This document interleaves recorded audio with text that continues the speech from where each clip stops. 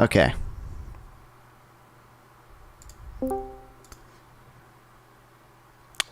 Hey, what is up? Hey, how's it going? Good. Can you hear me well? Yeah. Hold on. Fortunately, my fucking camera might be shot. It's literally. Oh, hello? You cut out there for a second. Oh, no, I said my camera might be shot because I don't know, it's just been sitting on top of my monitor for like 10 months because I used to stream on Twitch a while back, just like some random games. I Sure. just haven't used it, and now I'm literally plugging it in and it's not fucking working. Oh, damn. So I don't know if you want me. I could. Well, I mean, you can try for a Well, little bit, I sure. could. I could do my iPhone, but just go on Discord on that and put in headphones, and then I could like put up my phone so you could see me. I mean, I'm actually whatever, disappointed. whatever you want to do, you can do that. Like, Yeah, let me see. So I mean, it makes more sense if you can see me, right? yeah, it does. Yeah. Yeah. So we'll see.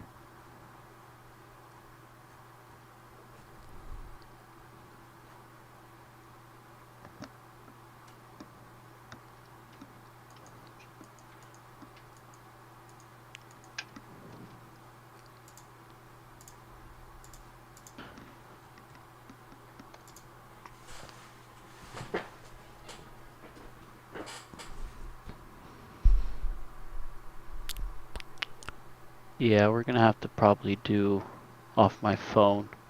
All right, that's fine. So let me get that situated, and I'll join right back from my phone and put some headphones on. Be right back.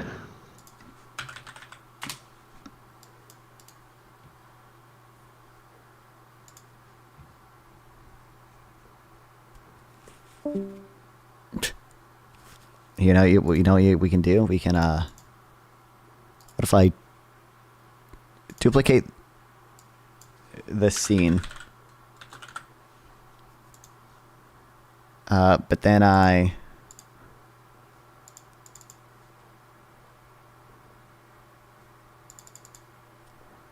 delete that, and then extend that, and then delete this, and instead put in window capture, add existing, diswin, and then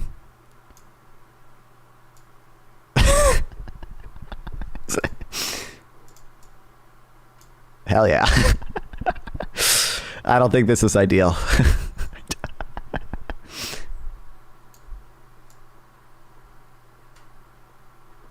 Is this better, chat?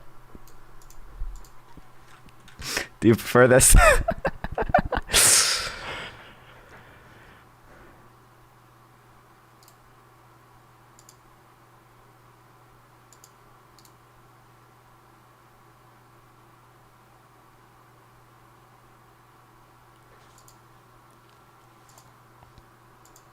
I feel like it's too. I feel like it's too small, but it does also give room for the chat and also the Subway servers, which is definitely also important.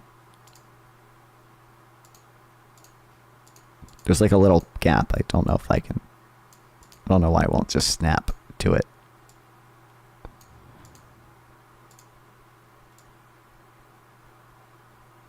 Is this the ideal? Is this the ideal panel setup?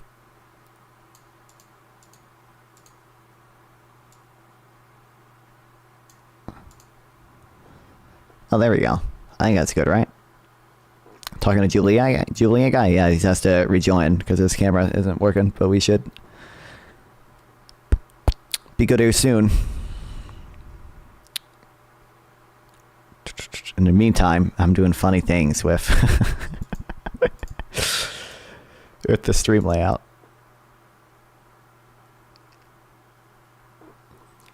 I think it's beautiful. It kind of looks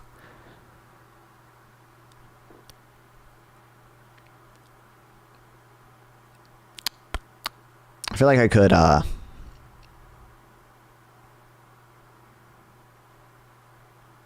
trying to think of a way I could make the thing bigger, but have the Subway Surfers be there still. I don't know if I could, I would have to, I don't know if that'd work. But this is funny, so I'm keeping it like this until he joins back at least. But it does mean the chat doesn't just cover the screen, which is good. You can't crop the window? I mean, I can, but like, what's that gonna do? I can do this.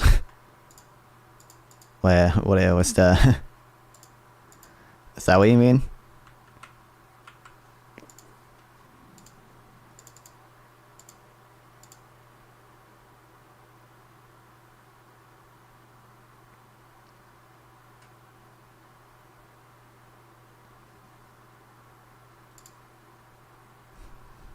Did the guy crash out? Yes, I destroyed him totally, and now he's gone. Okay, I just got up to the snack. Oh, you know what? I should get up to get a drink. I'll be back. Hopefully, he doesn't come back while I'm gone. I mean, he'll see me missing. Yeah.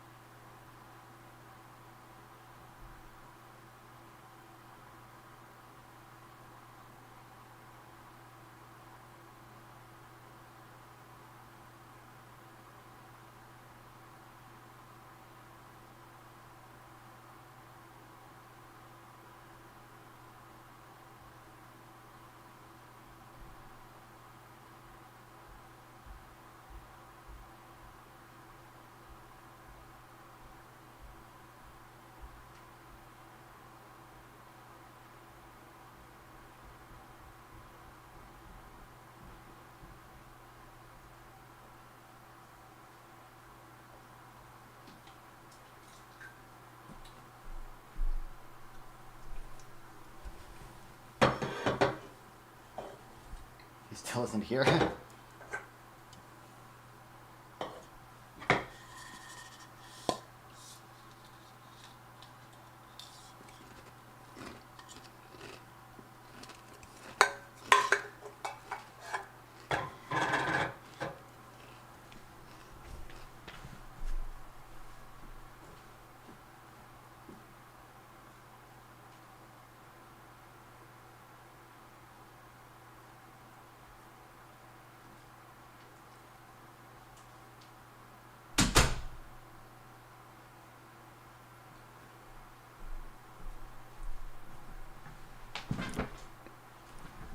Look at this guy.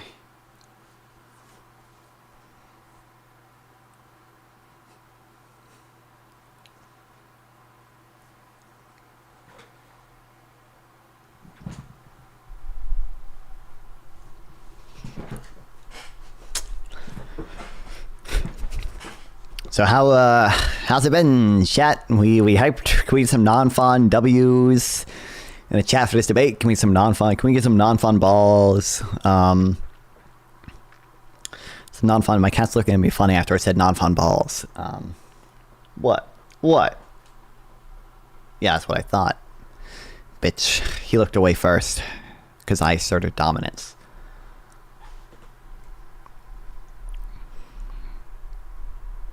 Cat knows what's up.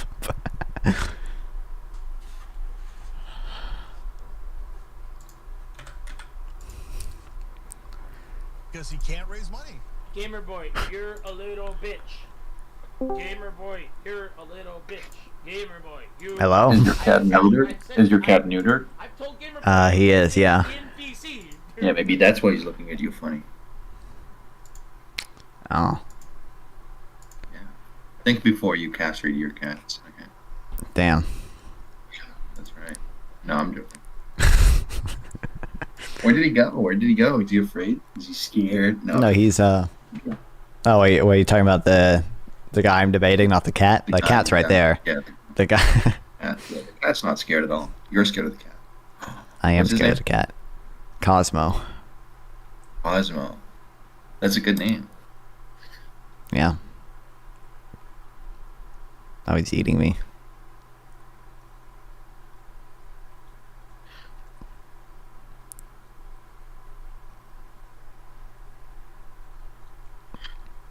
Is he a cosmonaut?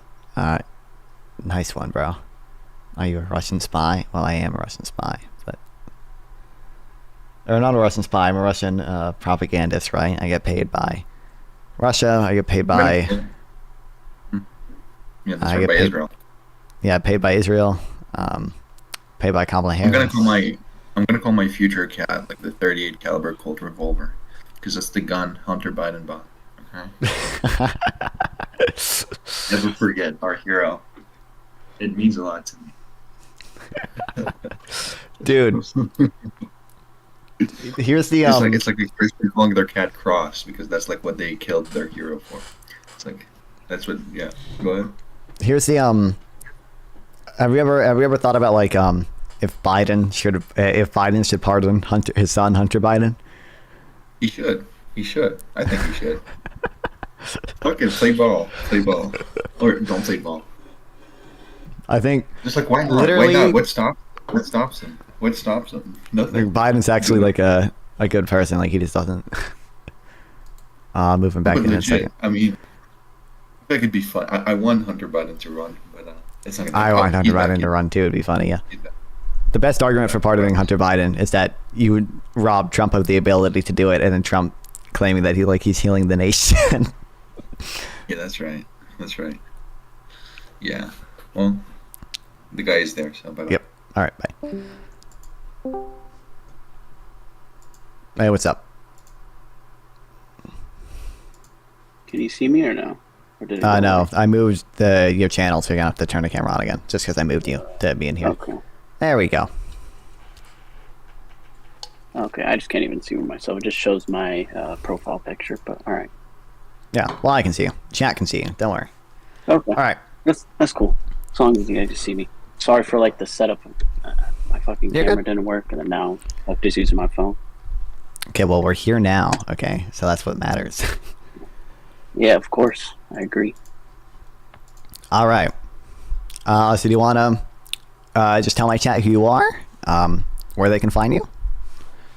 Yeah, so I am, my name's Daniel Tanios. My socials are Brutally Honest Help.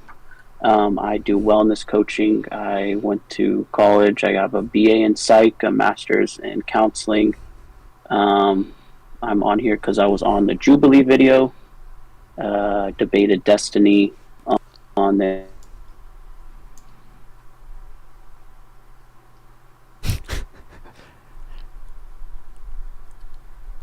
You're I can't hear you right now. Oh shit! Sorry, I got like a phone call, so it just did that Oh yeah, automatically. sure. Yeah. Yeah. So I was on a Jubilee video, and what's your actual name, by the way? My real name is Jared. Yeah, Jared. Okay, yeah. And then Jared messaged me, asked me if we wanted to discuss the economy and maybe some other things, and see if we could have a conversation / debate. Do you want to know anything about the Jubilee video or no? What would I should have come up with questions about that before. Yeah, you were on Jubilee. How'd you get on Jubilee? How'd you manage to do that? So basically, Jubilee's based in California, like a lot of their studios. So I applied on their newsletter for other random videos. Like one just came out, like odd one out I was in, like a ranked I was in. And when you fill out like these questionnaires to be on these videos, they ask you, oh, what is like your political like party or whatever. And every time I always just put in the middle, leaning more right. That's what I always put. I never put like a certain party. So that was just kind of what I put. And then they had the 30 versus 30 middle ground. I don't know if you saw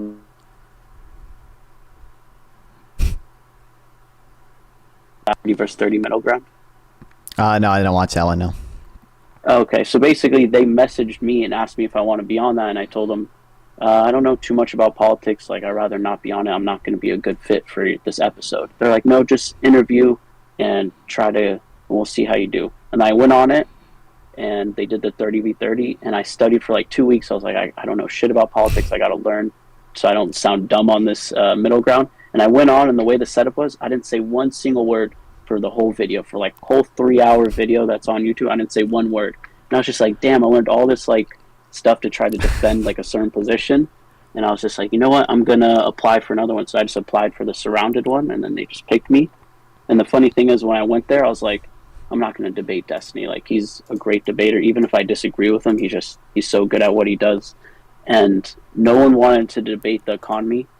So I was just like, because it's like, I guess the hardest one to debate if you're on a Republican. So I was like, you know, I'll just try it, see how I do. And I just went up and then talked, and then that was about it. Yeah. So I think you didn't get to talk to them for too long. Unfortunately, they cut you off. Okay. Yeah. Even though you're the best one, by the way, because you're the only one that replied to my DMs. Okay. So. Oh, really? Yeah, I think I didn't DM everyone, but I DM'd a few people. You were the good one. Okay. So. Okay. Thanks. I guess like one of the things you were talking about were tariffs, obviously, because I think Destiny said, you know, Trump's economic plan was bad, it's going to cause inflation, and one of his points for that was tariffs. So I'm curious, like, today Trump like put out on Truth Social, he literally said like he wants 25% tariffs on everything coming from Mexico and Canada.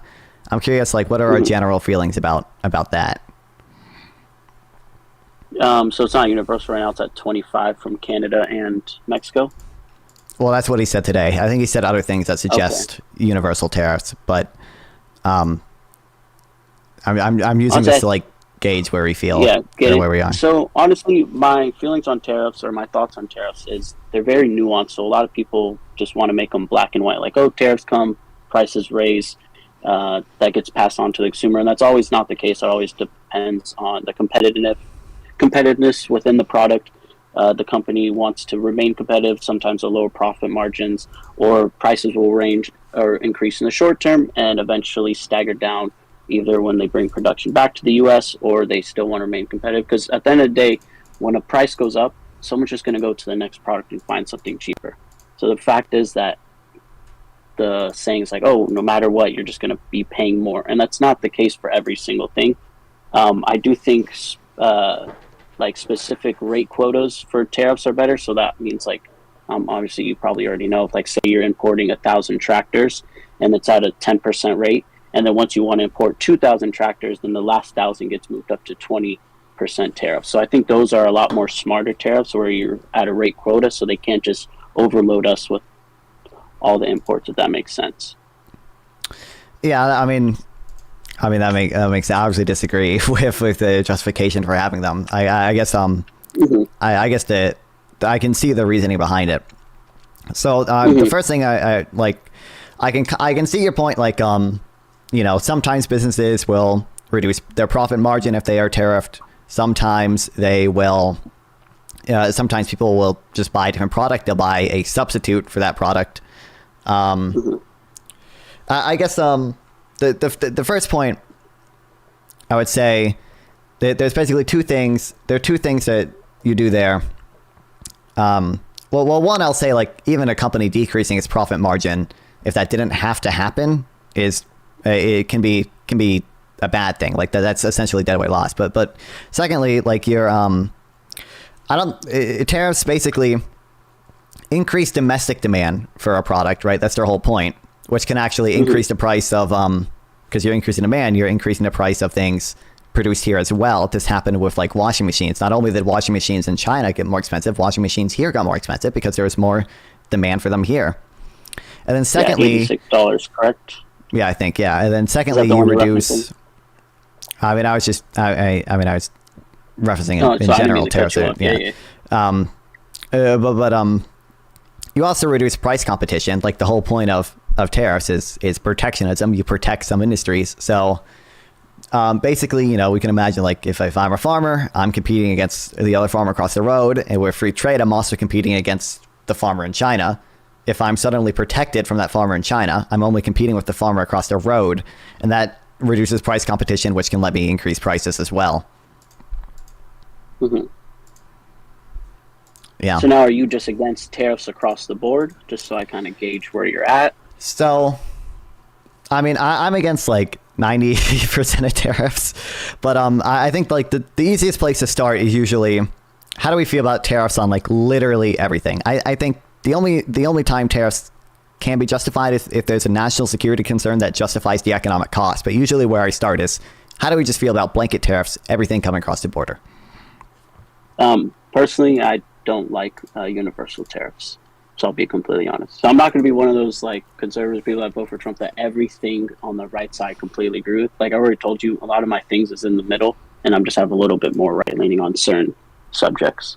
But yeah, I don't think universal tariffs are going to be the best move, but I also don't think it's feasible. Like I don't see it happening, but I could be wrong, to be completely honest. I don't know if I would put a high probability of Trump doing literally universal tariffs on literally everything. I imagine Congress would get mad at him, and I imagine a court would probably strike it down because the president can only do it if it's like a national security thing. I do think Trump will do way higher amount of tariffs than Biden would, though. So I guess what are the what are the industries for that you would want a tariff? Like what goods? Can't be a world superpower. Thank you for the $5. I appreciate it. Thank you very much. Just, I don't know, His it very tariffs are depends. I mean, we did have the ones on If they electric don't cars, engage but in one US have GDP. on solar He said it panels. I think it's just it depends on each guy. I mean, you probably know more than me. Which ones would you suggest if you were to put tariffs on? Would you suggest? Because I don't know which ones I would. So the only goods I would support tariffs on are like pretty grave national security concerns, and I would really only support them against China and not our allies. So I would say, semiconductors, it can make sense because that's very important for military. Batteries as well. Batteries like going drones, which are like the big military, thing right now. Everyone's using drones. Iran is using drones. The Houthis use drones. So I think those two things. Solar panels, there's kind of a justification. I don't think there's a very good justification for them, but China does subsidize its solar panels, and I can kind of understand the reasoning behind that. But what are the so my position there would be the economic cost is accounted for by the national security benefit. A lot of times when I talk about this, though, it feels like other people basically don't think that there's a big economic cost. So I'm curious, what do you think? If we tariff, what's the justification for tariffing some industries? Is it jobs? Is it because trade's unfair? Or what's the justification for that? Well, I mean, we do. So China has tariffs on us for our imported goods. Most European nations have tariffs on us for our imported goods. So if we're back, we should honestly first match those because it's not free trade if we're paying to import our goods in those countries. So there's no longer free trade. So if it's not going to be free trade to those countries, I think matching those tariffs with whatever products, at least if you want to do a percentile for those nations. And then what was the second part of your question? I was just asking what should we tariff, and then what's the justification for doing so? Well, I agree with the national security. So the semiconductors, I do think solar panels. I know they were tariffing chips for a little bit, right?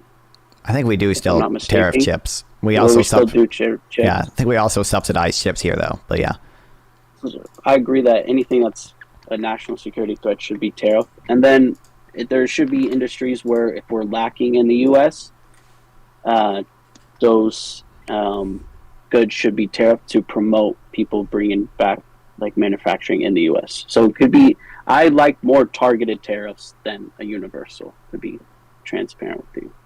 Sure. So I guess seems like we agree on the national security thing. So on the manufacturing thing, I guess to me the reason why manufacturing can be important is also a national security issue. We might want factories because we want the ability to build a lot of things. I don't think manufacturing or even jobs. I don't believe tariffs protect jobs. We can get into that if you want to, but I don't think manufacturing is good in and of itself.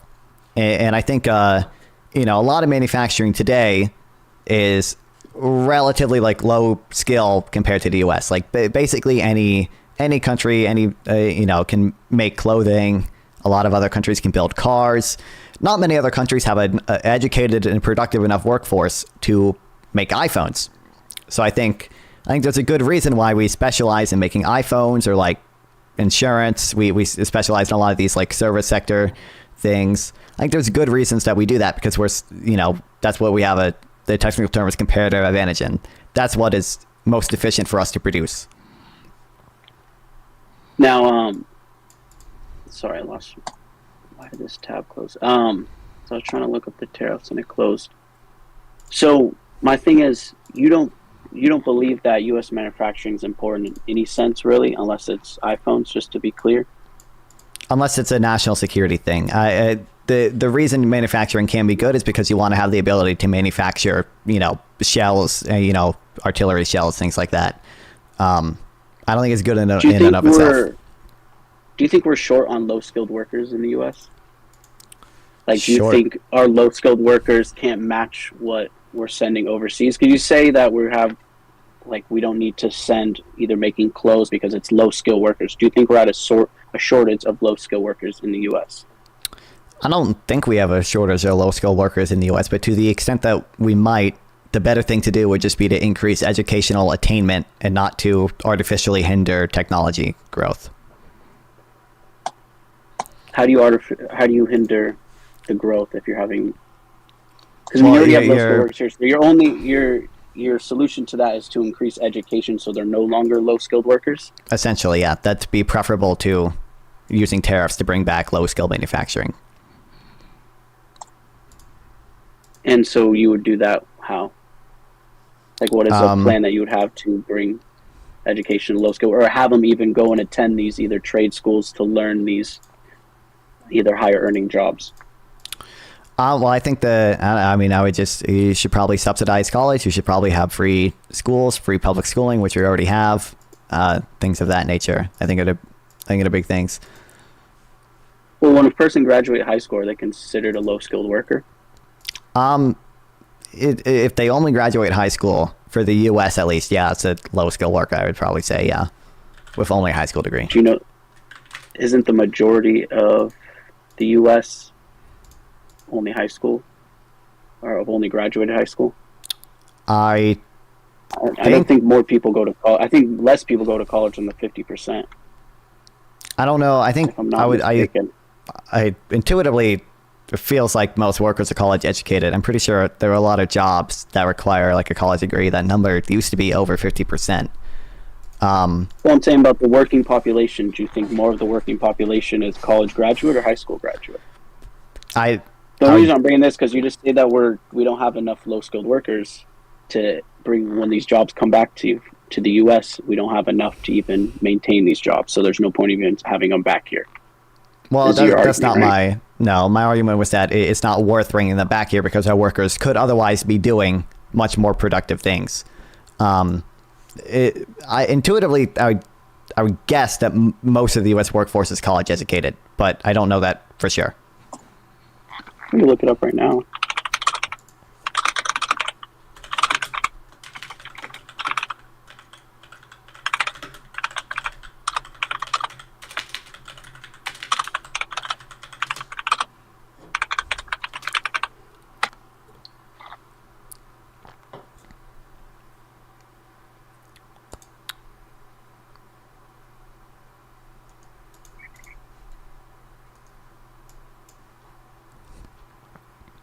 This says percentage of workforce of college education hit an all-time high of 67% in 2020. Yeah, I just saw that, and then I saw, and then job openings is less than 45% they actually need a college degree. So 67% of the workforce is college educated, and only 55% of the workforce needs a college education. Or no. 55% of workforce doesn't need a college education to be in the jobs that they have. Yeah, I think we're just your whole thing is you don't think there's a need to bring them back, and I understand where you're coming from, but also wouldn't more jobs in the U.S. bolster the economy and increase it more. It Well, would I stimulate it don't- more. We're having more production in the U.S. We're having more people working, even if it's low skilled. How many people are? What is there? 7 million middle-aged men out of jobs right now. Nope. There's- That number Is that it you're 7 million? Nope. That 7 million prime age men figure that you're quoting for JD Vance includes people who are primarily disabled and sick. Only 600,000 of those people are actually prime age men who aren't working because they couldn't find a job. The second thing I'm going to mention, I don't think tariffs protect jobs on net. You could use tariffs to protect certain jobs over other jobs, but I don't think they protect jobs on net. And then I think the jobs that they do protect are wasteful, essentially.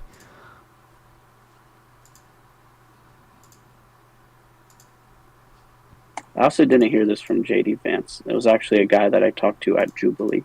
Oh, okay. We were talking about it. Economists estimate roughly 7 million men between the ages of 24 and 50 are believed to be sitting on the sidelines, not looking for work. Those people are not accounted for in the unemployment rate, which ticked down 3.4%.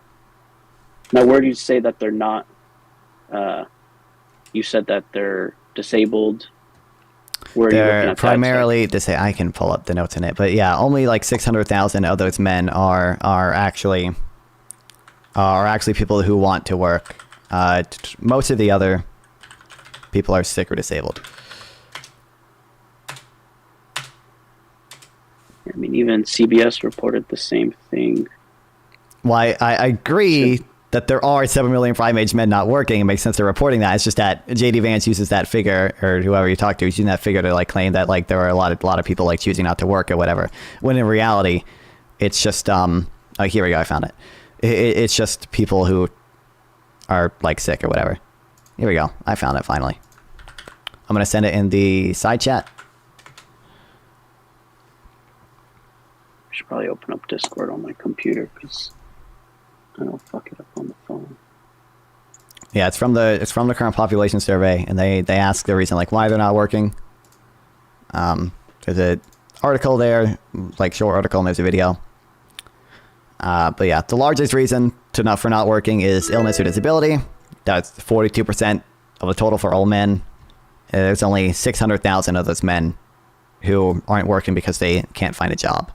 You said 42% of the 7 million? Yeah. For all the, yeah. How does that equal 600,000 if it's 42% of 7 million? 42% can't work because they're sick or disabled.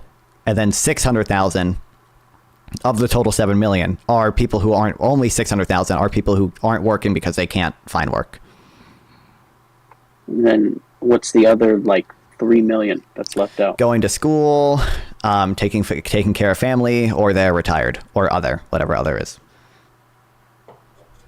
Okay. The number is probably closer, if we're being honest, to 2 million. But If we're being honest, what does that mean? well, I mean, you're saying that these people are going to school. I mean, you're just kind of just speculating on it, right? No, the same survey that asked them, the current population survey, it asked a bunch of people, are you working? Are you not working? And then it asked why. The same source you're getting the 7 million figure from breaks it down and says these people are ill or disabled or can't find work or are going to school or are retired or, yeah. It's from the same source the 7 million figures from. Oh, okay. But I guess so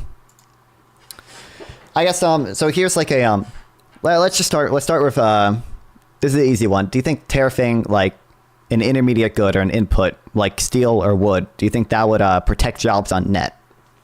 An overall net jobs added? Yeah, I could. I mean, that's what Biden did. But we also saw. Well, Biden did keep some of Trump's tariffs on steel. And I think he expanded some of them, but that's not my question. My question is, yeah, would it lead to an overall increase in the number of jobs in the economy? I think a little bit, yeah, slightly.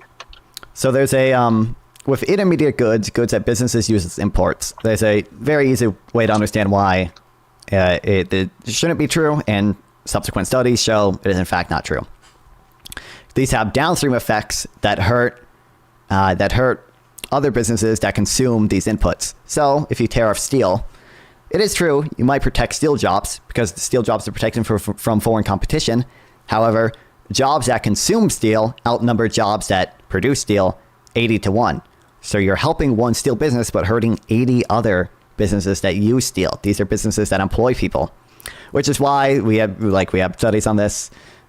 They all basically show the steel tariffs did not lead to any net increase in jobs. They protected a few steel jobs, maybe 2,000 steel jobs, but led to downstream job losses of a couple tens of thousands. It depends on the study. Okay. Now, what do you think about Biden doubling tariffs for lumber from Canada?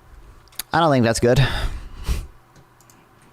And what about him increasing tariffs on 18 billion worth of goods from China, and increasing tariffs to China to 25 to 100%?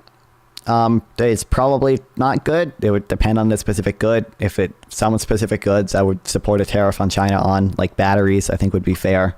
But most likely, I don't like it. Now, when Trump imposed his tariffs in, what was it, 2017? 2018 and 2019, yeah. 2018, 2019. How come since it was China, we get, 17.5% worth of our goods from China? How come we didn't see an increase in prices on all 17.5% of the goods coming in? Because we didn't tariff all of China, right? We tariffed specific things like steel and aluminum. For the things that we did tariff, like washing machines, steel, and aluminum, we did see increases in prices. How much were it was a tariff on, I think it was, what was the percent? So we get 17.5% of goods from China every year, and he tariffed, I think, 50% of the total goods coming from China? I don't know What's the number what percentage of goods he tariffed from China. I mean, it didn't cost. Now, when you say cost goes up, so I mean, they've done studies, which I've already know you've looked at the study that I've cited about Jenny Ting and Brent Newman, where cost goes up 0.9% on certain retail goods. And there's also studies showing that when you raise corporate tax, prices go up 1.7%. So do you think you have the same benefit of? Do you think it's the same thing when you're raising corporate taxes when you're tariffing these imports as well? I mean, prices are going to raise regardless. I do think corporate taxes are going to increase prices to some degree. I also think tariffs increase prices to some degree, specifically for the goods tariffed. They don't necessarily increase prices for the non-tariffed goods. The whole point of tariffs is to increase prices to incentivize domestic production. No, I get you, but I'm saying your regard is you think it's just going to raise prices, which is basically your main negative connotation with. I think that's one negative prices for Americans. But is that the main one? Just so I know. Well, it's your main concern that people are going to be paying more for random goods that they buy. Because if that's your main concern, then it's such a small concern, because whether you voted whatever party, the prices are going to go up, whether you put tariffs on all goods or whether you raise corporate tax. It's going to be the same thing. The main issue is that the added cost to consumers isn't accompanied by any significant benefit. That's the main issue. At least with corporate taxes, I don't think corporate taxes are optimal policy. I don't really like the corporate tax, but corporate taxes do increase prices to some degree, but they also raise a decent amount of revenue. I'm not convinced tariffs can do that. I don't think they have major downstream negative effects the same way tariffs do. I don't think they harm jobs to the same extent that tariffs on intermediate goods would. I don't think doesn't harm our foreign relations at all the same way tariffs do. It doesn't harm exports the same way tariffs do as well. That'd be the yeah. Well, I mean, tariffs do increase revenue, so you could argue how much is gonna. I mean, that just depends on how much the tariff is, right? And if you don't say it affects jobs, raising corporate tax definitely affects jobs, because even taxfoundation.org cited when Harris wants to put in her plan, it's going to lose about 800,000 jobs in the long run, and it's going to lower wages. So it's the same thing. I don't think corporate income tax has a big effect on jobs as tariffs. At least. No, I'm saying they both have effect. I'm not saying they're equal, but I'm saying if the thing is, people's main concern is prices are going to go up regardless of tariffs. Prices are going to go up regardless of corporate tax. That's just a given. Now, they're both going to bring in revenue. You could argue which one's going to bring in more revenue depending on how much the tariffs are. They're both going to one might increase jobs more in the U.S. with U.S. manufacturing, raising corporate tax is either gonna lower jobs or just keep it the same. So I mean, what is your I mean, your nuanced point about it?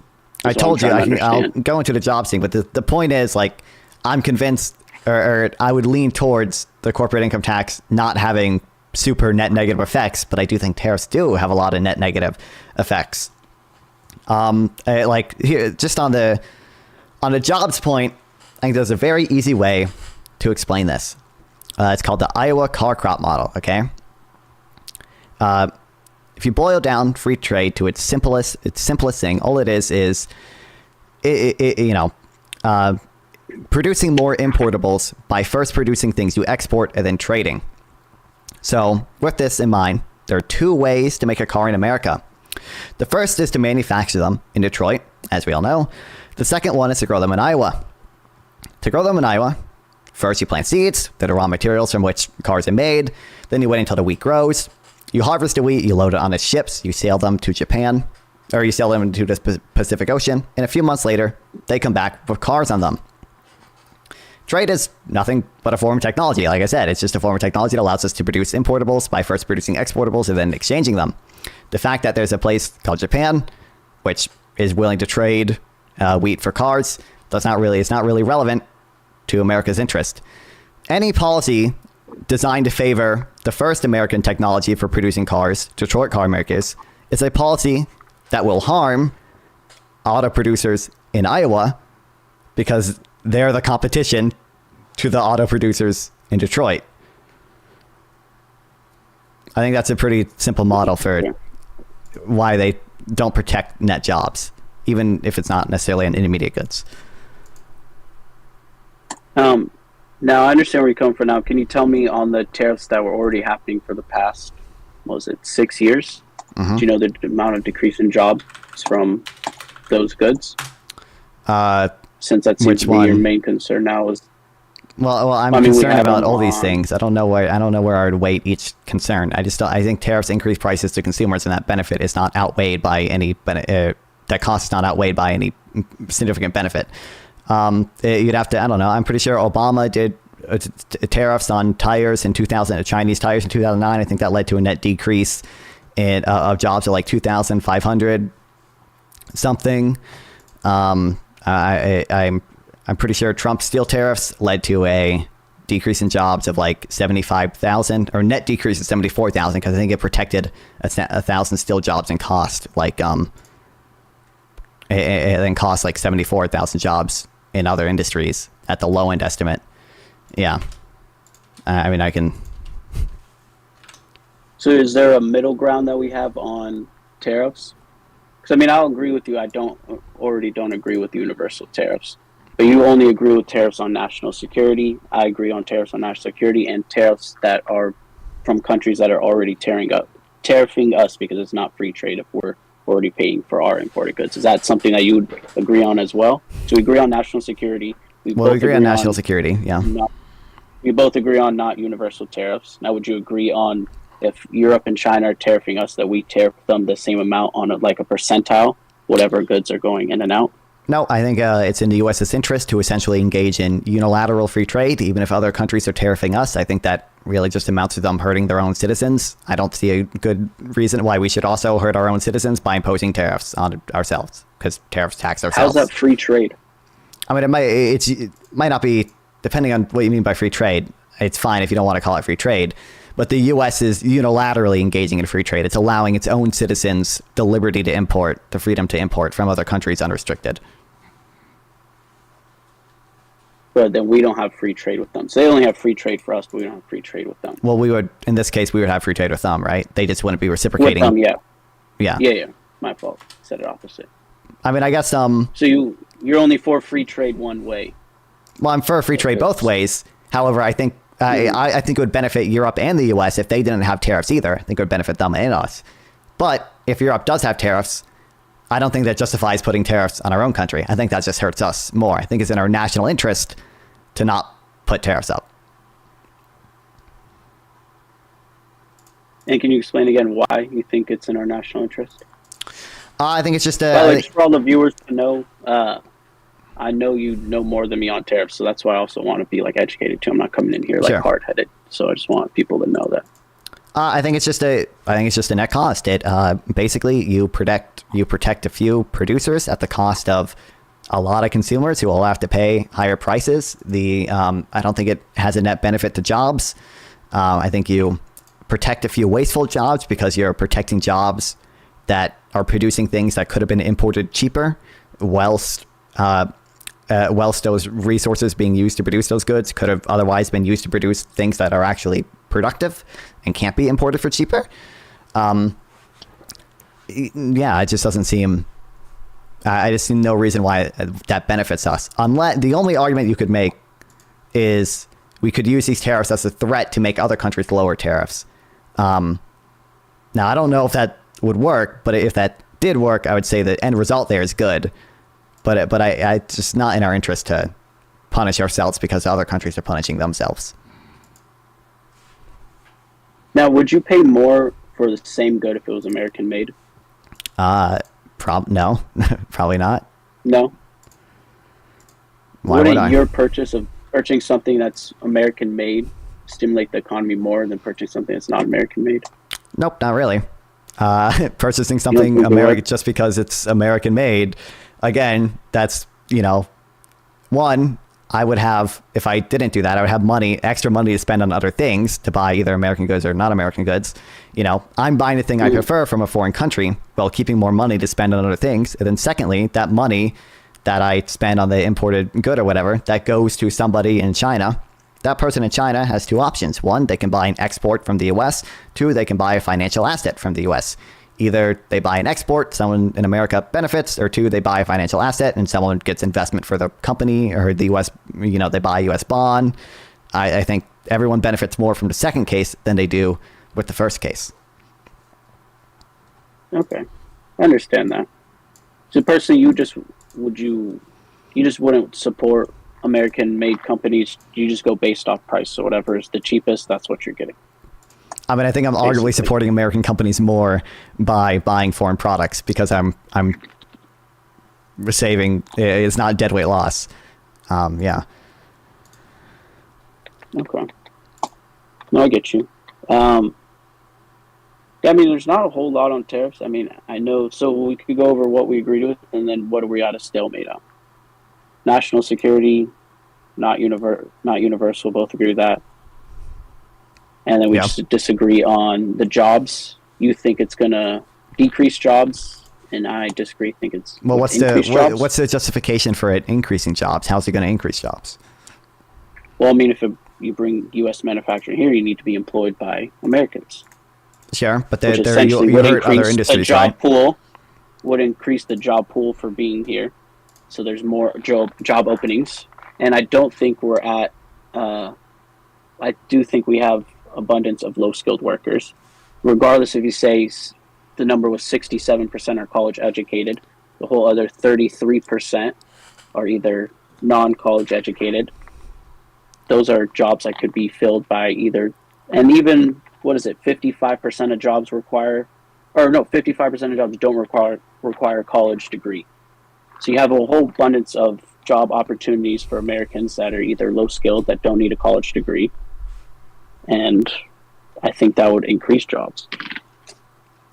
I guess I don't see how it follows that you increase jobs because you would agree that there's a cost to these tariffs and that one, again, domestic resources are being used to produce something that could have otherwise been imported cheaper. So producers, there's an opportunity cost to goods that we could have otherwise produced. And then two, consumers have to reduce the quantity they demand because the price is higher. What was the first part they said? Sorry, can you repeat it? Domestic resources are being used to produce something that could have otherwise been imported for cheaper, whilst the domestic resources were used to produce other things. So there's a big opportunity cost, which is part of that opportunity cost is jobs. And then what was the second one? The second one is we need to lower our demand. The quantity demanded, the amount of consumers demand decreases because the price is higher and they have less money to spend. You reduce their real consumption possibilities. Okay. No, I mean, you make a good argument. I understand your point of view. Let me ask you this: so, are you against just all Biden's tariffs? I'm guessing, or majority of them. Like, were you like kind of like mad, like when he implemented, like, wow, now I'm gonna have to pay more because of Biden? Probably most of them. Yeah, I'd be against. Yeah. Okay. Now, is this something like, say, Biden was still running and he said he's going to keep these tariffs? Is this something that would have concerned you, or is it kind of just? I mean, it would have concerned you because it's on the other side of the aisle. It would have concerned me, but the alternative is Trump, who concerns me far more when it comes to tariffs. So. Now, say Trump wasn't doing universal tariffs. Now he says it, but it's not feasible. He's not actually going to do it. Now, is it something that you're more open to if it's more of targeted tariffs or specific rate quota tariffs?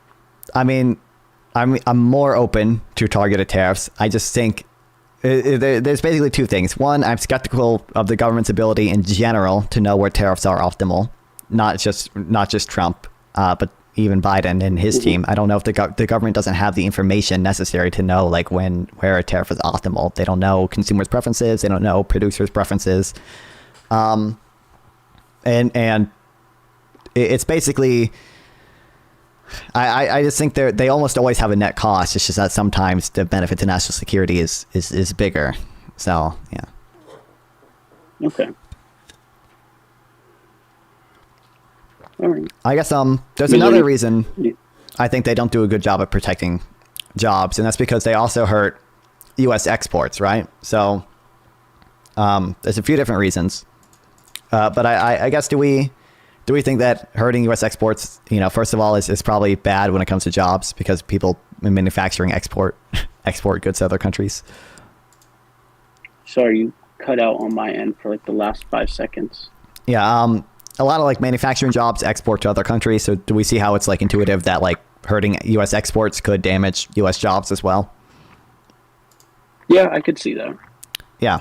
So I think there's like 4 different reasons that tariffs harm exports as well. Firstly is kind of the point I mentioned earlier. It's resource allocation. It's the fact that domestic resources are being used. Domestic resources are now being used to produce whatever domestically and sell domestically when they otherwise could have been devoted to producing exports. So I think there's kind of an easy way to understand this. We can imagine a country that, produces, it imports clothing and exports aircrafts. Placing a tariff on clothing, that would cause domestic prices to increase here, which would incentivize investment in clothing manufacturing. So domestic investment would move away from aircraft manufacturing and towards domestic clothing. Essentially, the same thing happens if you place a tax on exporting aircraft. If you place a tax on exporting aircraft, well, now you're going to shift investment towards clothing because you're reducing the profitability of investing in aircraft. So I think that's an easy way to see a reason why like those two things can be identical. If you tax imports, you also tax exports. Do we think that's reasonable? Yeah, I think that's reasonable. Yeah. And then there's another, so there's also the technical term is foreign exchange rates.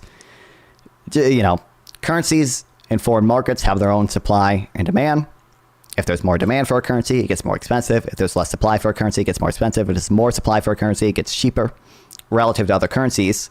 So, when we use tariffs, the cost of imported goods rises and demand for imports falls. We're going to buy less imports because we're tariffing them. What that means is there's less demand for foreign currency, which makes the U.S. dollar more expensive relative to other currencies.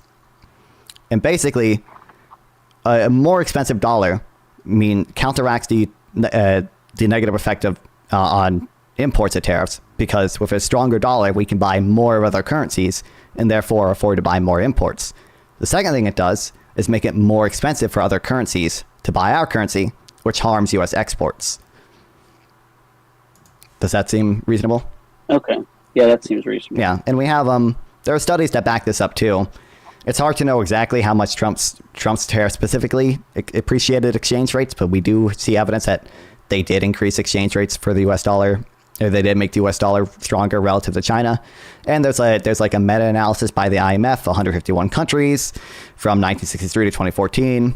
It found that tariffs led to exchange rate appreciation. So it seems like we have a logical model there. And we have studies to back it up. The next thing is there? Oh, sorry. We'll continue. I was gonna say, because you're talking about the U.S. dollar getting stronger, is that to you like a net negative? It's not necessarily a negative, but when it comes, it just hurts exports. Is my point. It basically means that tariffs don't have a super big effect on the trade deficit because you counteract their effect by increasing exchange rates, and this is more true the broader the tariff is. And then it's antithetical to bringing manufacturing back because it harms exports. Is the point there? Okay. Yeah, and then the last thing I'll mention is retaliatory tariffs. So, we were talking about this earlier a little bit. You're saying we should probably tariff countries that tariff us. Well, a lot of other countries, if we tariff them, are going to tariff us back. And that harms our exports as well because it's more expensive for them to buy our exports. This actually happened in Trump's first term.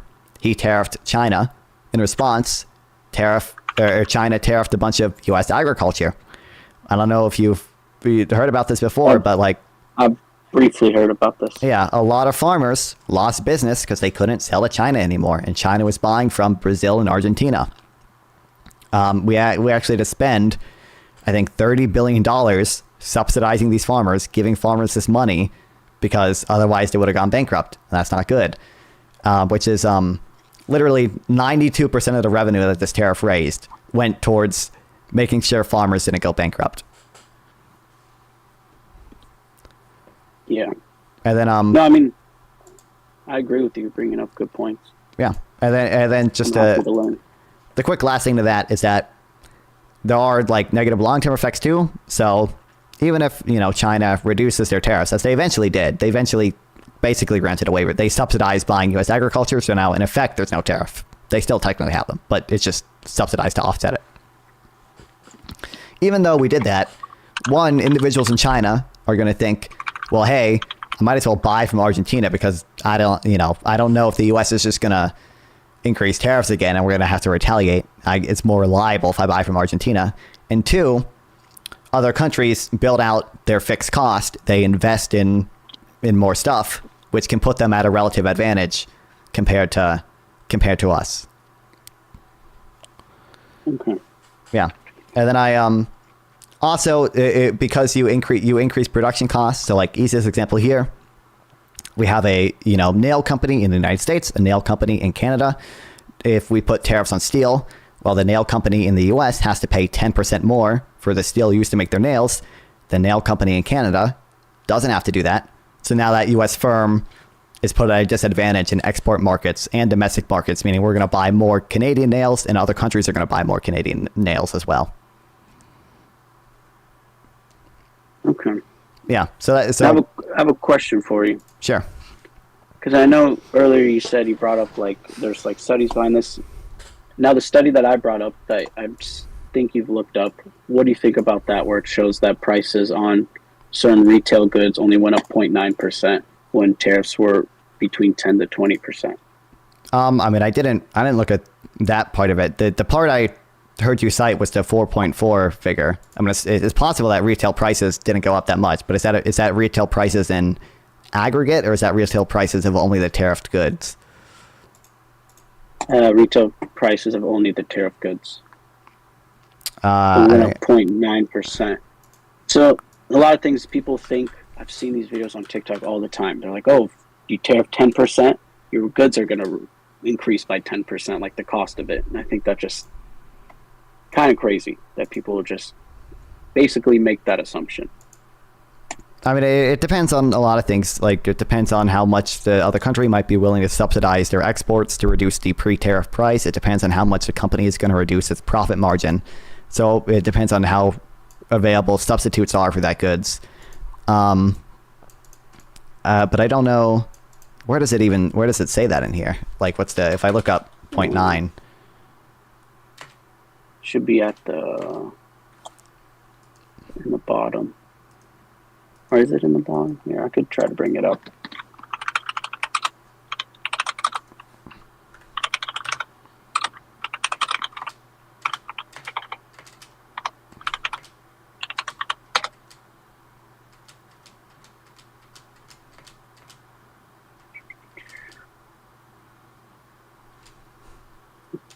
I need to pay for that one. I mean, I have the PDF. When I type in 0.9, nothing. There's a 10.9, 10.09, and there's a table. I don't really know what this table is showing. Table for the year 2011 has a negative 0.09 in it, but that can't be what it's talking about. It says consumers have a discount rate of 0.99, equivalent to an annual real rate of 1%. But I don't know what it's referring to by discount rate here. I'd have to read more of it.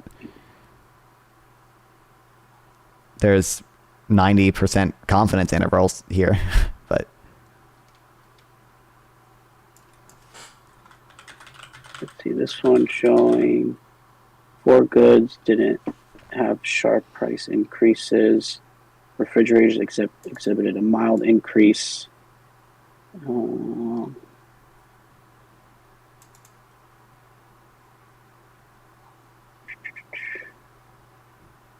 Where was it? I made a breakdown of my debate against Destiny, and I put it in there. I screenshotted and highlighted it. But now I can't find it when I'm looking at the actual PDF. Let me see.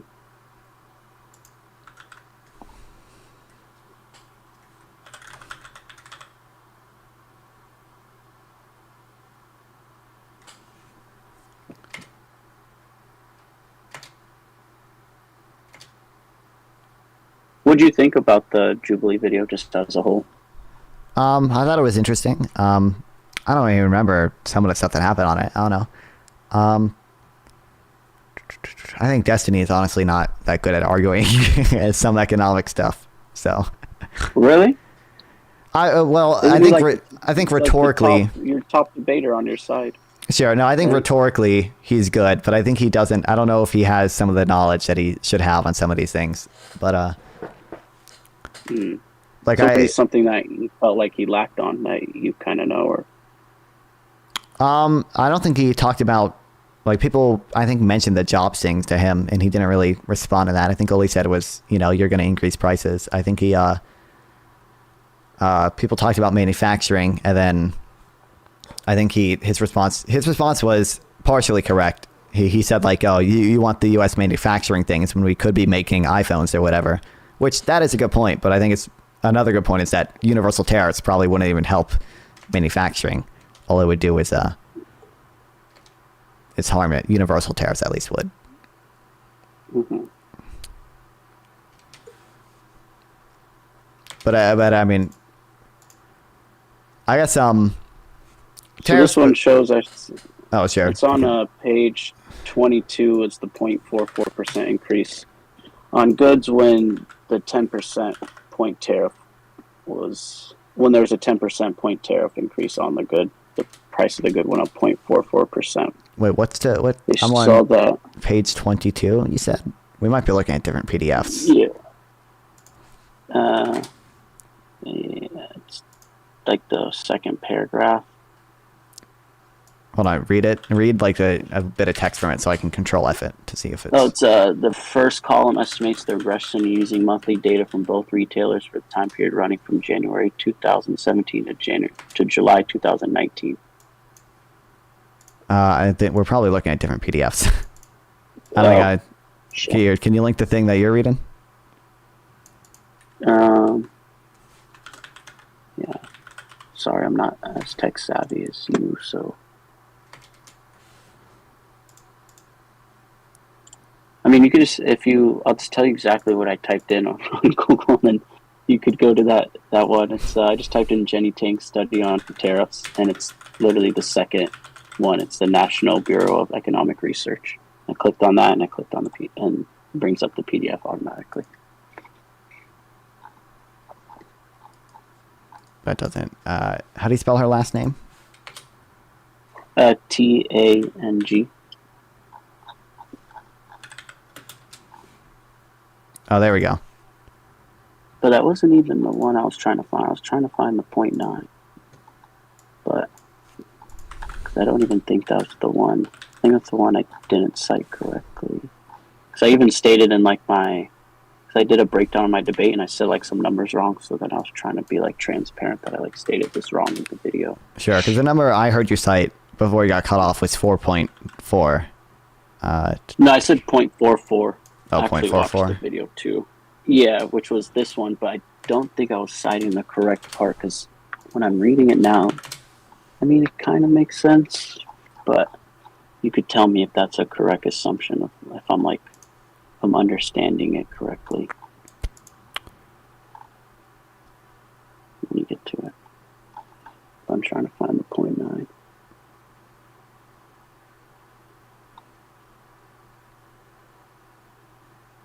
Do you watch any of the other Jubilee videos? Yeah, I react to them for YouTube content sometimes, so yeah. It's free views. How do you think, like, Charlie Kirk or Ben Shapiro did? I mean, I think Charlie Kirk did well, I think.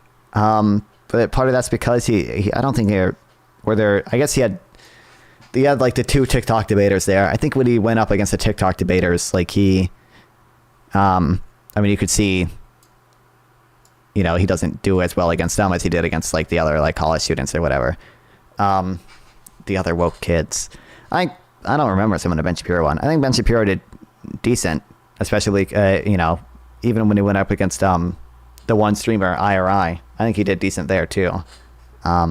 Who's the one streamer I've never heard? IRI. IRI, I'm really important. Yeah, he had like a 10-minute like border debate with Ben Shapiro on that Ben Shapiro episode. Border one. I mean, even here, like it seems like. Hold on. You said page 22 on page 22. Since our now panel B at table 3 offers some basic summary. What am I looking for? I was saying the 0.44. It's actual page 22, that's labeled on the document. It might be okay. on like your PDF. Yeah. Okay. So that might be, yeah. 0.4% increase in that goods price relative to the goods in the same sector. This estimate increases slightly, but it's very similar if we analyze the prices of each of the two retailers. Are the goods in the other sectors also tariffed, or are the goods in the retailer not affected?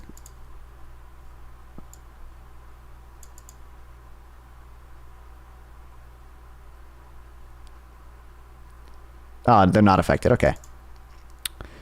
Price for the products affected by the Chinese imports grow relative to the price of products. So it could be, it seems like this study finds relatively small increases in prices, even they say it's not stark for retail things. I guess it's, Yeah.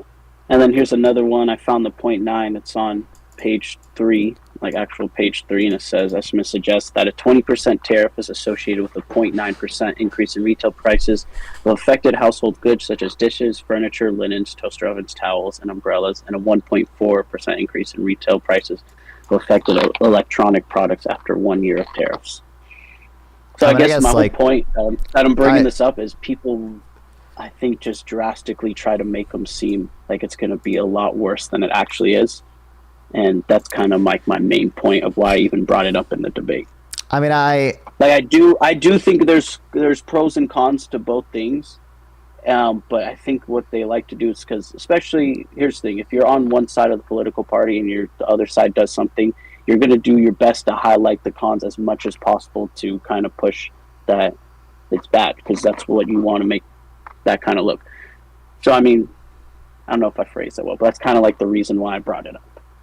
I agree. Like, it doesn't always necessarily translate that like a 10% tariff is going to increase prices 10%. I also don't know. Do you know if this study is, when it says affected Chinese goods, does it mean like goods directly tariffed or goods using imports or inputs that were tariffed? Because my understanding is that a lot of retail products were not directly tariffed. They just probably used inputs that were tariffed. would be my guess, but I don't know for sure. Can you tell me the difference between like what you just said? Sorry. You Yeah, said I don't between know. the two. Are these goods that were directly tariffed, or are these goods that were relying on, production materials that were tariffed? Oh, so you're saying were the materials tariffed or the actual good one itself tariffed? Yeah, because my understanding is that a lot of the tariffs on China during Trump's term were like on steel and aluminum and a few other raw materials. I don't think we tariffed some home appliances. To my understanding, we did not tariff many retail products. So it would make sense to me if the increase in prices was relatively low because you're not tariffing the product itself. You're just tariffing the inputs for it. Especially because prices tend to be sticky. They take time to increase because people are used to the price that they're paying. This one shows after 1 year, so as well. Well, even also, then, can you still hear me? Because my right AirPod just died, so I don't know. Yeah, I can hear you. Working Yeah. fine. Okay, cool. Yeah, my right one just died. Yeah, I mean, I don't really have any more on tariffs. If there's anything else that you want to tell me, or if we want to try to come with like a closing statement on tariffs, or whatever you want. Yeah, I mean, like I can. But I'm open to hearing more. If you want to tell me more, I'm open to whatever.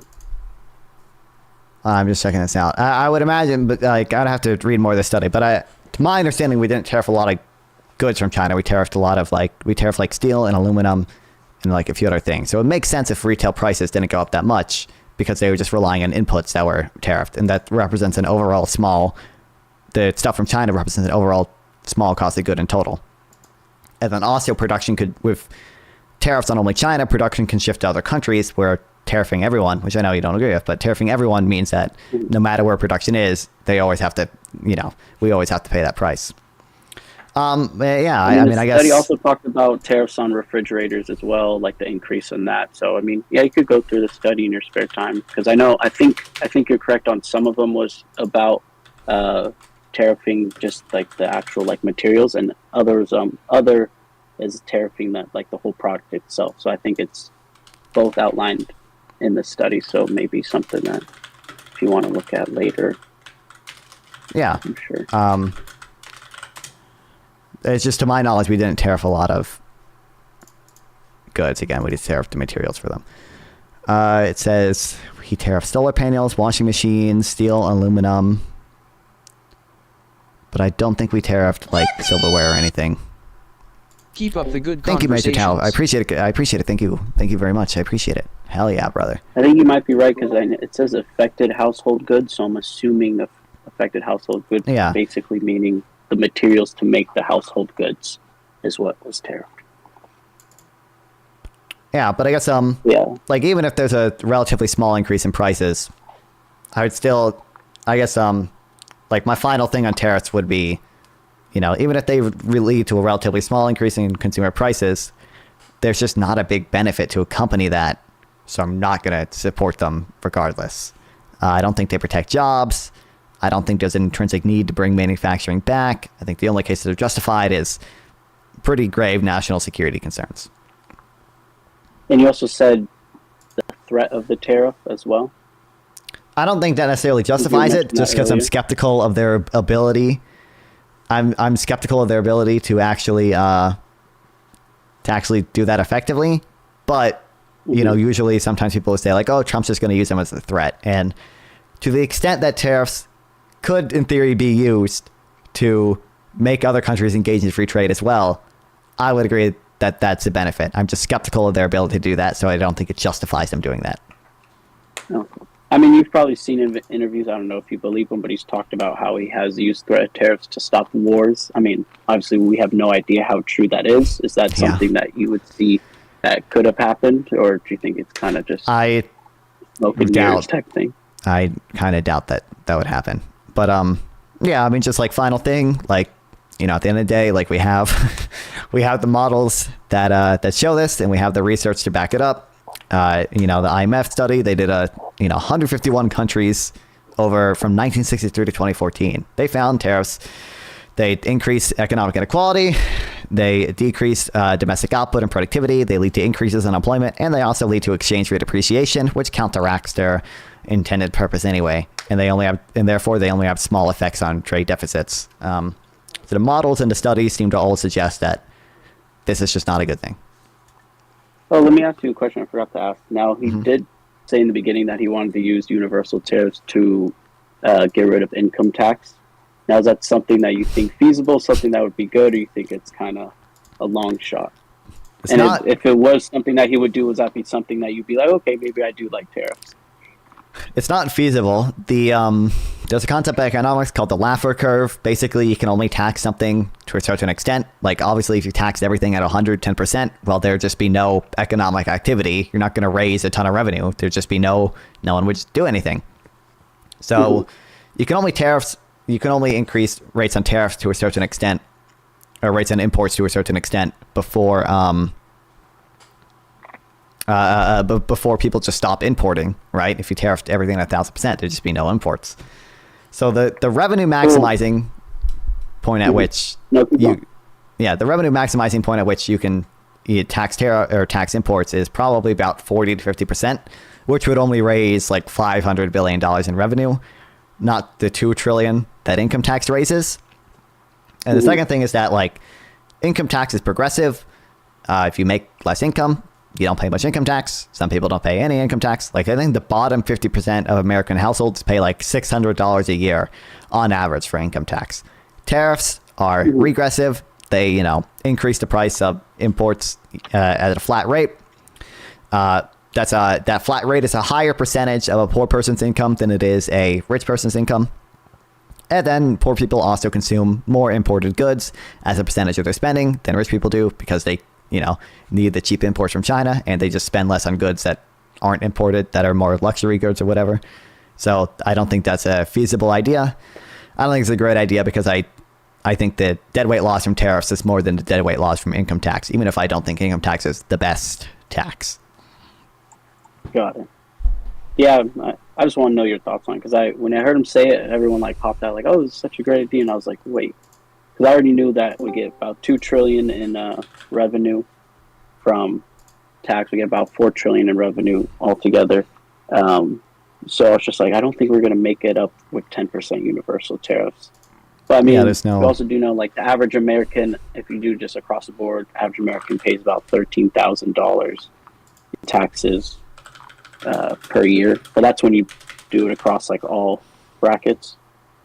And then I was just like, but then they say our prices would increase on average of 4,000. So I was just like, doesn't it even seem like those numbers have to be at least even closer to be like a net positive for our government spending to even have the revenue to spend. So yeah. How does someone join? Yeah, he is here. Sample, you can make that one point, okay? But this is supposed to be a 1v1, but you can make that one point. Right. I just want to make one point and then leave. So one thing is, like, let's say a company moved to China, okay, and now we tariff China, okay, in the hopes that the jobs will be brought back. So put aside the fact that the research very much clearly shows that tariffs destroy jobs domestically. Why would they move to the United States instead of like to another country? Right, like they can move to Mexico, they can move to wherever else. Like, there's no reason for them to move specifically to the United States. I think a better way, instead of doing tariffs, would be giving them tax credits for going to the United States. That's directly an incentive to go to the United States instead of a punishment for going to a specific country. Right? So, like, even if your goal is to increase domestic production, tariffs are not the way. That's my take. But then, I don't want this to be a 2v1. No, you're good. Thank you for the information. Yeah, okay. Just wanted to say that. But yeah. Bye.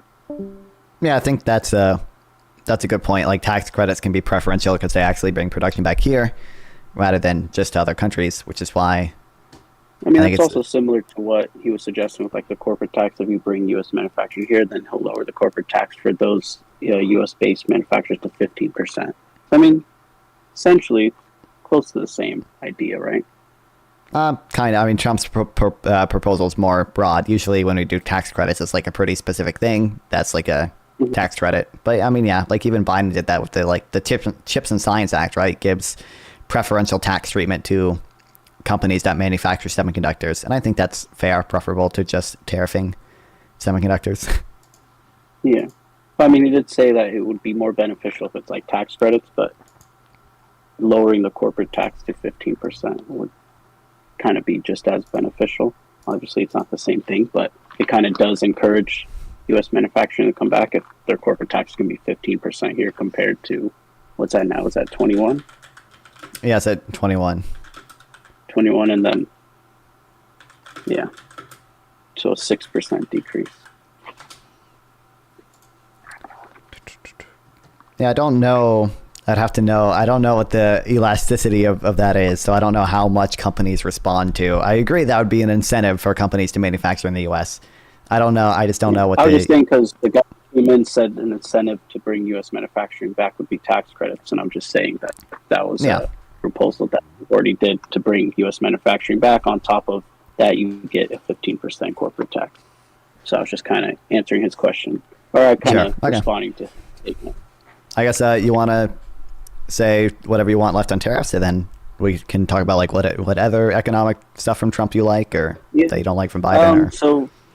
So for tariffs, basically my whole point is I just want to say first thank you for having me on to educate me on it, because trust me, I don't know too much about it, but I try to educate myself at least somewhat on it. But my whole thing is I just don't like the point that everyone thinks is just going to increase prices dramatically. And I do think bringing U.S. manufacturing back will lead to some jobs. I know you guys disagree. And yeah, I mean, I'm against universal tariffs. I totally agree with you that. Agree with you on the national security for tariffs. And then the last part, I'll just disagree with you. If countries are tariffing us, we should be tariffing them, because the actual definition of free trade is freedom of trade without tariffs or trade barriers. So technically we don't have free trade with those countries. But yeah, that's my closing statement on tariffs. Sure. So I guess are there any other like things from Trump economic policy wise that you really like, or I don't know. I mean, I'll be honest, the hardest part there's a reason why I was able to go on the debate against Esney about economy, because it's the one that not many people wanted to do. Like when I don't know if the way the video works is you're supposed to raise your hand before the timer goes off, and then they kind of pick so people aren't rushing to the chair as much. Sometimes they would just say, okay, just rush, and then sometimes they'd have like raise your hand. And for like the border, everyone wanted to raise their hand, and all the other ones, everyone raised their hand. And then economy was like almost no one, so that's when I was like, fuck it, I'll go up and talk about it, see how I could do. Yeah, I mean, for like economy wise, I do think the Tax Cut and Jobs Act was beneficial to the middle class, and I know the whole argument is, oh, well, it benefited the wealthy too. I was like, yeah, just because it benefits the wealthy doesn't mean it doesn't benefit the middle class as well. So I do think that was somewhat effective. I do think it had a lot of good things in the Tax Cut and Jobs Act. Am I like a big fan? I thought it was perfect. No, I don't think it was perfect, but there's also plans that I like about, like Harris. I like that she wanted to do a 25% minimum tax on, was it billionaires, or what was the number that they had to be earning? I think she 25% flat tax rate. I thought that was a good idea. I think it was that, yeah. Yeah, I mean, for like the economy, I do think the Tax Cut and Jobs Act was good. It lowered the percent of taxes for like 5 out of the 7 brackets. It took away the mandate for Obamacare, the Affordable Health Care Act, so they weren't penalized for not having health care. Increased the standard deduction, increased child tax credits, so I think those are all beneficial. Yeah, I don't obviously agree like with the notion that, like, you know, obviously the Tax Cuts and Jobs Act can benefit disproportionately rich people, but still benefit the middle class. I guess there are a few. So the Tax Cuts and Jobs Act, I don't necessarily think was bad or anything. I don't think it led to any significant increase in growth. Like tax cuts just haven't been shown to do that for the most part. I think one of the big reasons it helped lower class people was because of the child tax credit. It doubled the child tax credit. There are actually a lot of things in the Tax Cuts and Jobs Act that would have increased most middle class people's income if they didn't have the child tax credit. But I do think the child tax credit is really good, which is why I wanted Kamala Harris to extend it. We'll see if Trump ends up extending it. We'll see. Well, he did say, wasn't he increasing it to 5,000? But that was just for newborns, right? And then Harris said she wanted us to increase it to 6,000. I don't know if Trump ever gave a number. My understanding is that Trump he said 5. has vaguely said that he supports it, but Kamala Harris, it seemed like, had a better plan. I don't know. I also know J.D. Vance voted against the tax credit every single time it came up in the Senate. So I don't know how much Oh, really? Yeah, I didn't know that. I don't know. I don't know how much I trust him to do that. But I do think the Trump child tax did say credit. 5,000. So, but I mean, I just haven't. Trump, 5,000 tax credit. It's possible. I just haven't heard it. and I I guess, do think is the tax cut did kind of increase our long run GDP and GNP. I think it was like 2%. Obviously, it did decrease our revenue, but that's obviously because taxes were cut. Is that But for I what? think it had some benefit. From the tax foundation? for our long run GDP and our GNP. Yeah, it's that long run, like what, over 10 years or whatever? I think it's 8 or 10 years. Yeah. I mean, I forget the number. I think So, Trump it does have some benefit. I don't disagree that, like, I'm not a huge fan of the corporate tax. There are plenty of other taxes I would prefer. But I guess historically it doesn't seem like we have like there's a big meta-analysis that I cite a few times that show like the corporate tax cuts have basically a zero effect on growth. They don't seem to increase growth that much. The tax foundation uses its like I would trust like that evidence over the tax foundation's like projected model, just because this is like observed evidence versus the tax foundation's, more subjective model that's projecting things.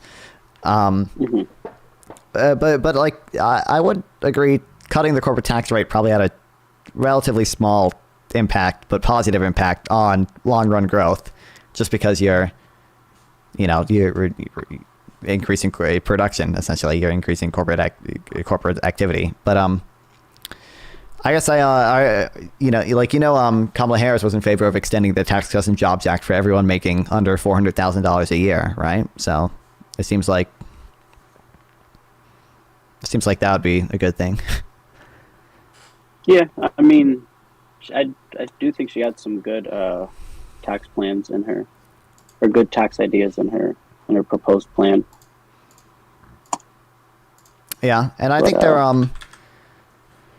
I guess this issue Kamala Harris is not better on. In fact, arguably she's slightly worse on. Our tax code is like way too complex in my opinion. and the way we do benefits is way too complex.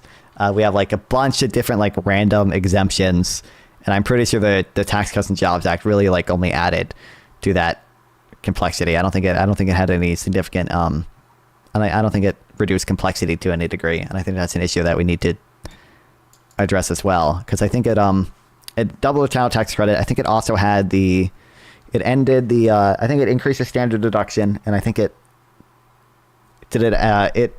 what's the SALT thing, the like state and local deduction? I think it like added a cap to state and local tax deduction or something. That one I do not know, to be honest with you.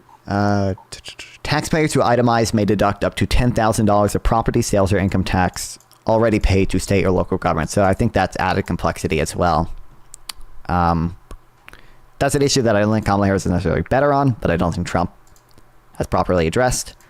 What do we think? I guess it seems like to me Trump has like a lot of plans to decrease revenue through exempting tips and exempting overtime pay and exempting a bunch of other like Social Security benefits and decreasing corporate taxes.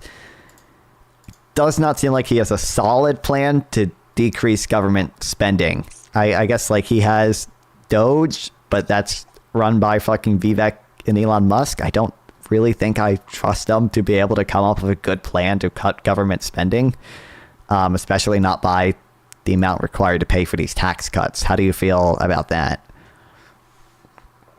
I mean, I feel like, you made 4 points right before, and I wanted to reference one. Sure, you can. Yeah, sure. Just do that, yeah. Or can you repeat what the first 4 points were? Because there's one I wanted to reference on, but I don't wanna interrupt First you while four, you're I don't know. talking. I think I said the Tax Cuts and Jobs Act probably added. I think the first one I said was that it would have increased taxes in the middle class if it weren't for the child tax credit, and I think I said it added complexity to the tax code with these like state and local deduction thing. It might have actually done other things to reduce the complexity, but I think it also increased complexity there. Mhm. I remember that, and then I don't know what I think I had three, and then the last one is just seems like he wants to decrease spending or decrease revenue, but doesn't have a good plan to decrease spending. Now, what do you think a good plan is, though? Because I mean, what would you do different? Because I mean, most of our spending is in Social Security and Medicaid. That's what most of our mandatory spending is. Our discretionary spending is, on average, what is it, like 1.7 trillion a year right now? So that could obviously be modified each year with Congress and the president to kind of decide on what's a good spending plan. So they could reduce things in that. But I mean, the majority of it, what is it? I think it's like 3 trillion. No, it's not 3 trillion. How much goes to Social Security and Medicaid each year? I don't Like know a the huge number, but it's number. like I think it's 2 to 3 trillion or something. I think it's one. Yeah, I it's think like- it's 2 trillion. I think it's 1.9 trillion or yeah, it's something. where like the majority of our money goes every time. But there was another thing they said a lot of the spending's on. It was Social Security, Medicaid, and But that also, I mean, that does like account for some of the deficit, but like the Social Security and Medicaid are paid for by payroll tax. Like if you decrease Social Security spending, that money doesn't go to the general fund. It just goes to sustaining Social Security. You'd have to do major reforms to Social Security. Yeah.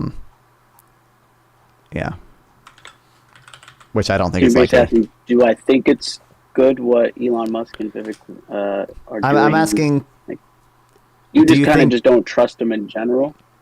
Well, no, but I'm asking do you think that they have a good plan, as good a plan for cutting spending as they do for cutting revenue? That's actually a good question. I don't know. I mean, we're gonna have to see how it plays out. I think it's gonna be a hard job, but it depends how much we're cutting revenue. Right now, our revenue, if it stays the same, it's what, 4 trillion a year. Right now, we're averaging, I think it's at 5.5 trillion of government spending. Yeah, but I think Trump, has like all the things he wants to deduct in the decreasing corporate income tax, all of which are expensive to finance. That decreases revenue quite a bit.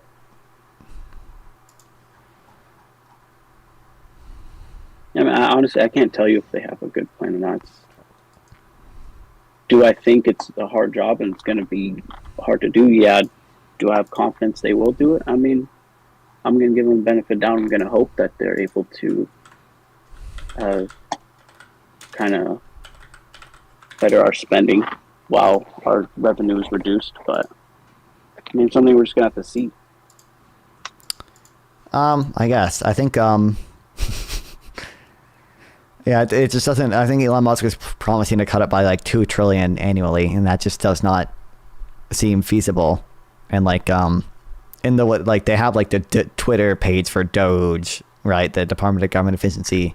Like one of the things that they put on there was I think the biggest thing they put on there was net, interest payments on debt. Like we have to pay that. That's not optional. You can't just cut that.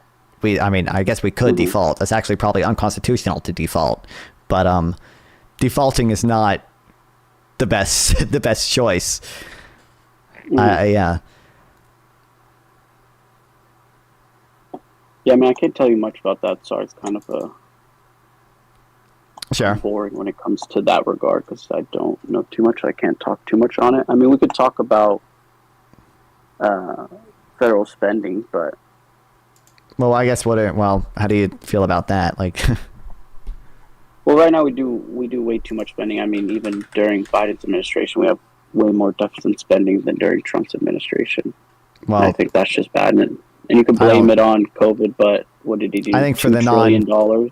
yeah, but I think for the one, I think that probably led to some of the job recovery. Two, I think that probably I mean, I think without COVID, Trump actually had higher deficits than Biden. But Yeah, I mean, so do you know how much Trump spent during his administration on COVID-related expenses? I don't know exactly. No, I think it was about So it's 4 1 trillion. trillion. 4 trillion. Sure. 4 trillion is COVID-related. And then do you know how much Biden spent? I'm assuming. I think it was like about 2 trillion, right? Yeah, 2.1. And do you know how much each one has of deficit spending during their 4 years? Depends how you look at it. Like, are you saying debt approved over 10 years, or are you saying how much they spend during their term of 4 years, not the debt approved for 10 years. When you do that, then you have to put in the federal interest rates that have gone up during the Biden administration. That's going to cause in 10 years another $5 trillion in deficit. Obviously, it's not directly. I mean, it's kind of his fault, but not 100% his fault. He has some play in it. But I'm talking about the actual spending between each administration. So this goes to their mandatory and discretionary spending. I think Trump was the only one that did supplemental spending, which was, I think, $2 trillion, which was for the COVID, was like the height of COVID. He had $2 trillion of supplement spending. I don't know the exact number that they each had during their term. I think I have somewhere in my notes stuff on this, but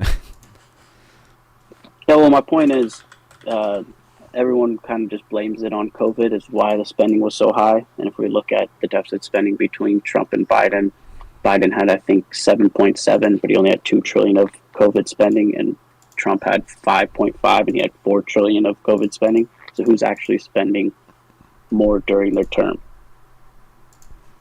I think what matters more arguably is the 10-year debt approved, right? Because I don't know why you would look at just under their term and not like what they actually approved. That means you have to put in the 10-year debt approved of Biden's.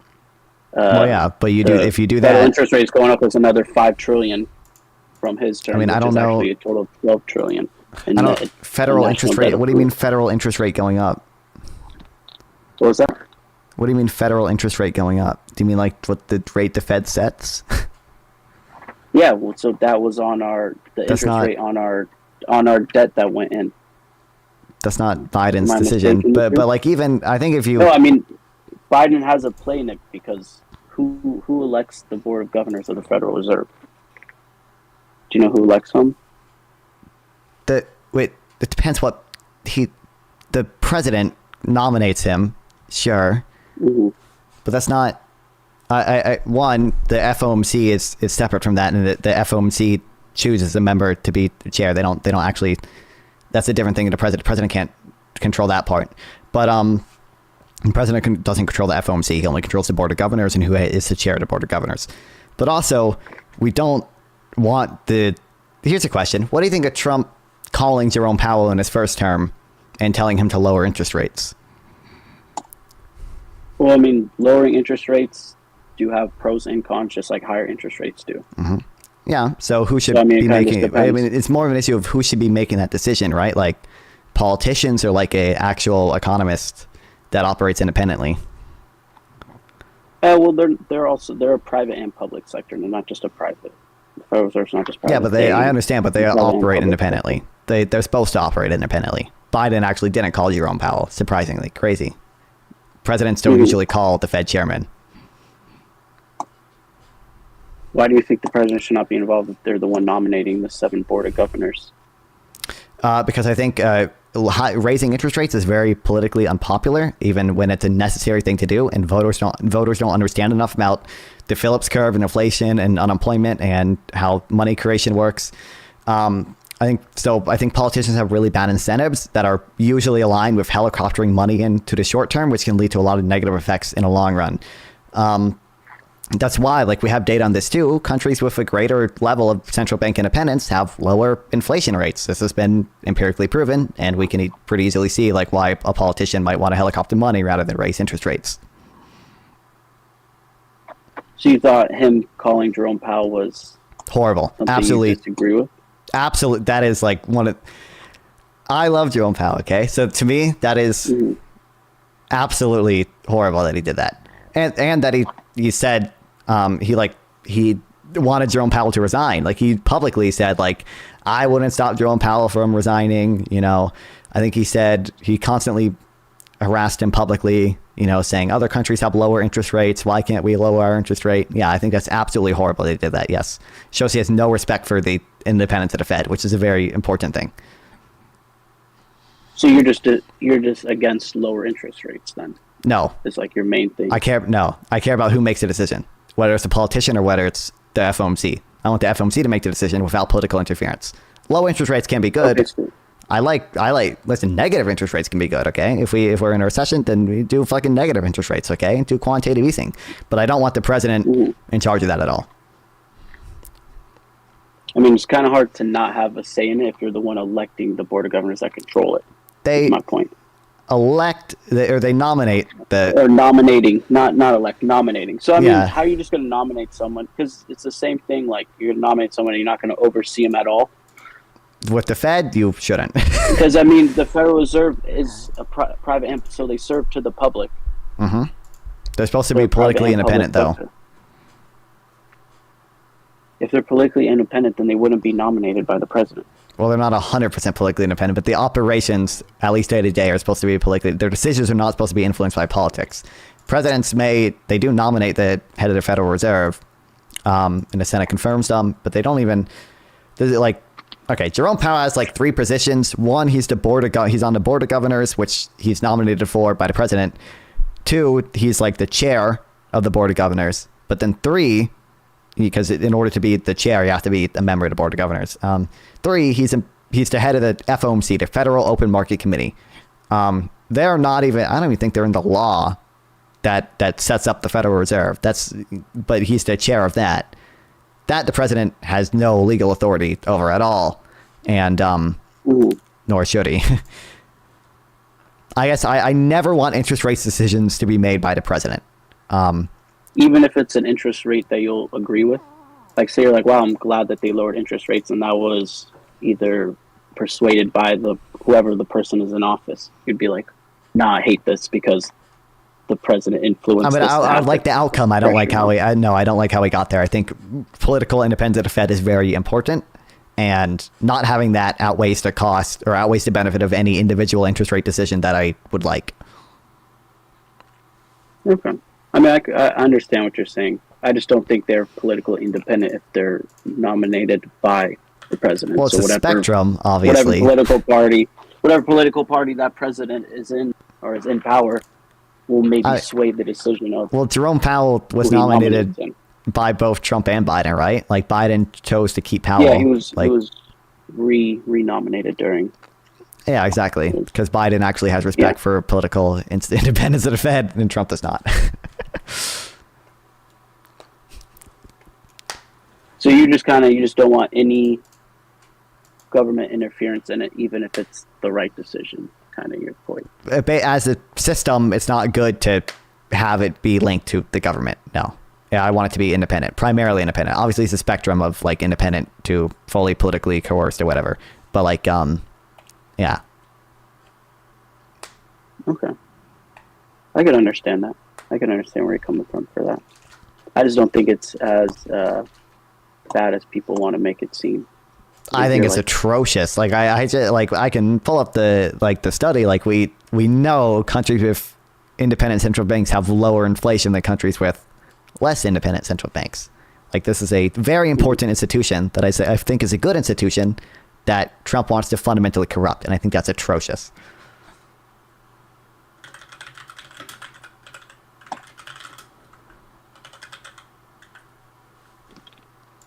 No, I mean I understand if that's something that your preference is. I mean I could see your point that them not having any political interference would more than likely be more beneficial. But if the outcome is something that was politically interfered and it's a good outcome, I'm also not gonna be again.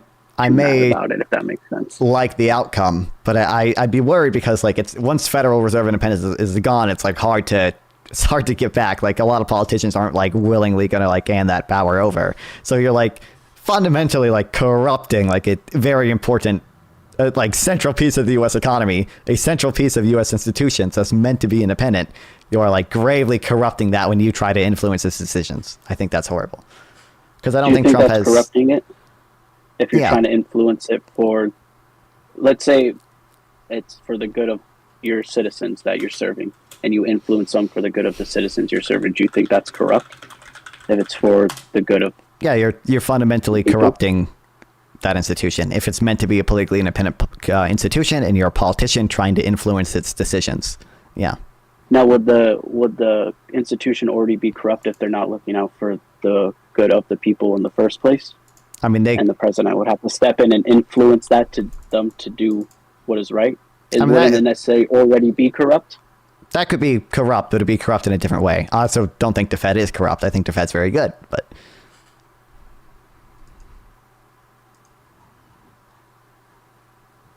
Okay.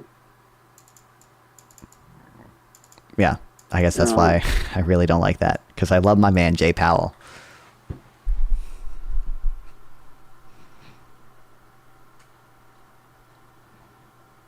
Yeah, I didn't know he was the chair of, what was the other one that you said? He's The last one? the I FOMC. didn't know that. Yeah. Oh, okay. Learned something new. Yeah, the Federal Learning a Open lot Market of Committee. They're the ones that they control a lot of the monetary policy.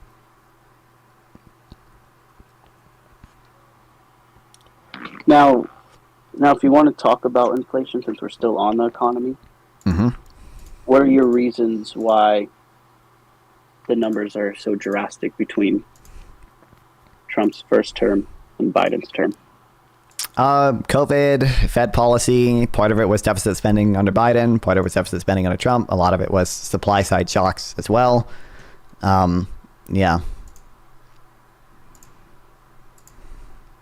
So do you attribute it to anything of either spending by Biden that contributed to higher inflation, or, Yeah, I think some of it, and you just said the Fed, the Fed sorry. did quantitative easing, the Fed lowered interest rates, but yeah, I would agree. A little bit of it was Biden. I don't know how much I would say it's Biden, but yeah. but you do put blame that Biden plays part in our inflation increasing. Yeah, too. but I also grant Biden credit for, the jobs he created, or I mean, obviously it's not like him You're not directly talking creating about bounce jobs. back jobs, right? Yeah, but he, like You're prime not age talking about the bounce back jobs. prime age employment is higher than it was under Trump's term, right? Like there are a lot of jobs. It's not just bounce back jobs. He created more jobs on average, like every month, than like Trump did as well. So Well, our unemployment rates are still basically the same between the last No. two terms. It was Nope, 3.5 under Trump, 3.4 Oh, under Biden, sure. unless they went. well, I mean, if you count like I think here's what I think is the. That just shows who's not working. What'd you say? Sorry. I said, isn't that going to be the most important number, or the number that you would focus on the most, because that shows the amount that's unemployed, and you want that to be as low as possible. I don't know if that's the most I mean, relatively, important number. it was the same under Biden and Trump. It was 3.5 under Trump, 3.4 under Biden. So he was slightly Well, over what 0.01% time? better. Under Biden, under Biden, unemployment was under 4% for like I think 27 months straight, which is the longest it's ever been that way in 50 years. Like that's a very impressive record. Also, like Trump did have low unemployment, but obviously during COVID it increased like 20%. It just seems like, and also prime age employment under Biden has been higher than it was under Trump. Like Prime age, is that kind of like the prime age employment to population ratio, people aged 25 to 54, is higher. Actually, I think it decreased slightly because in October because we had that bad jobs report and stuff. But yeah, it decreased a little bit. But it was at 80.9 last month. It reached a peak of 80.6 under Trump before, obviously falling due to COVID. That's my point. There's not too much of a difference between like employment rates between both administrations, right? Like it's not a vast difference. I think if you look at monthly jobs, there is Then actually also a middle decent class. difference. Then also the middle class family income raise on average $6,000 during Trump's 4 years. Yeah, but Trump didn't have the negative effects of COVID. Like, he only had that during his last year. Dealt with COVID with the last year. The last year they like from March 2020 to January 2021. Biden has to deal with the the prolonged negative effects of it. A whole year.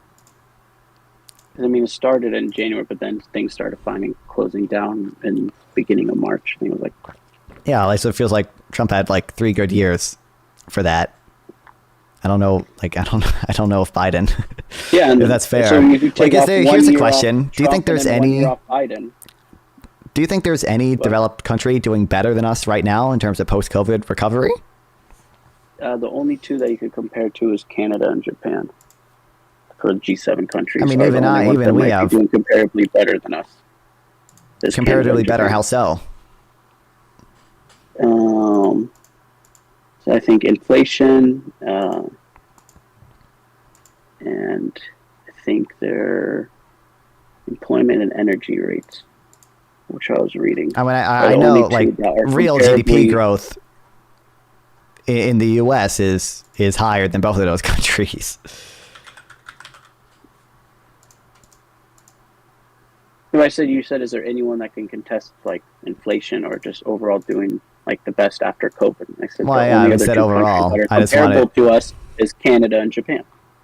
Comparable, And how that's so? true. Those are the You only said two inflation that are close to what we're doing, better in some markers, or that are comparable to what we're doing. As Canada and Japan.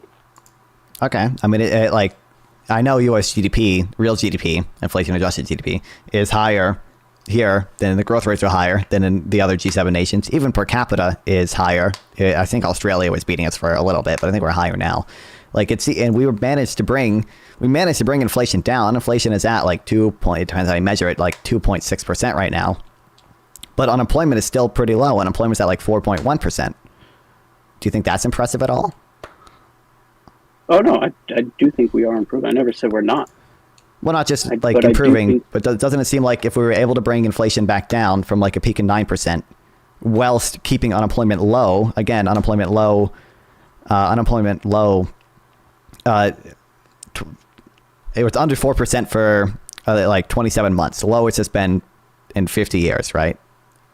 Mm-hmm. Doesn't it kind of seem like Biden's policies might have, the American Rescue Plan might have stimulated job growth? Oh no, I do think he did have some positive effects that are helping us now.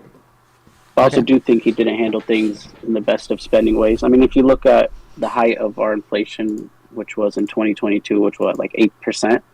If you look at most developed and first world countries, we had the highest inflation compared to the majority of them. Yeah, I think we had the highest obviously peak. something was going wrong. Either it was spending, Biden's policies during COVID at the beginning were having a negative effect on us. Because I mean, if you want to compare us to all the other countries that were doing better now, also compare us to all the other countries where we're at our worst. How are they doing? We're at our worst. Well, I think they might. We had one of the highest inflations compared to most all first world and developed countries during 2022. I think we had higher inflation, but I also think we have higher growth and higher employment levels. It depends on how you measure unemployment. I don't know for Japan, but Canada's unemployment rate is 6.5%. Yeah, but I mean, I'm saying, yeah, you could, depending on how you're going to analyze it. If I'm saying if you want to just talk about inflation during that, because that's an easy marker to look at. Well, I don't know why 2022. Yeah, again, I agree. Inflation was higher here. It wasn't significantly higher. It was higher here than it was in a lot of other countries. Japan does have a lower unemployment rate than us, although it seems like they've had a lot lower unemployment rates for a while.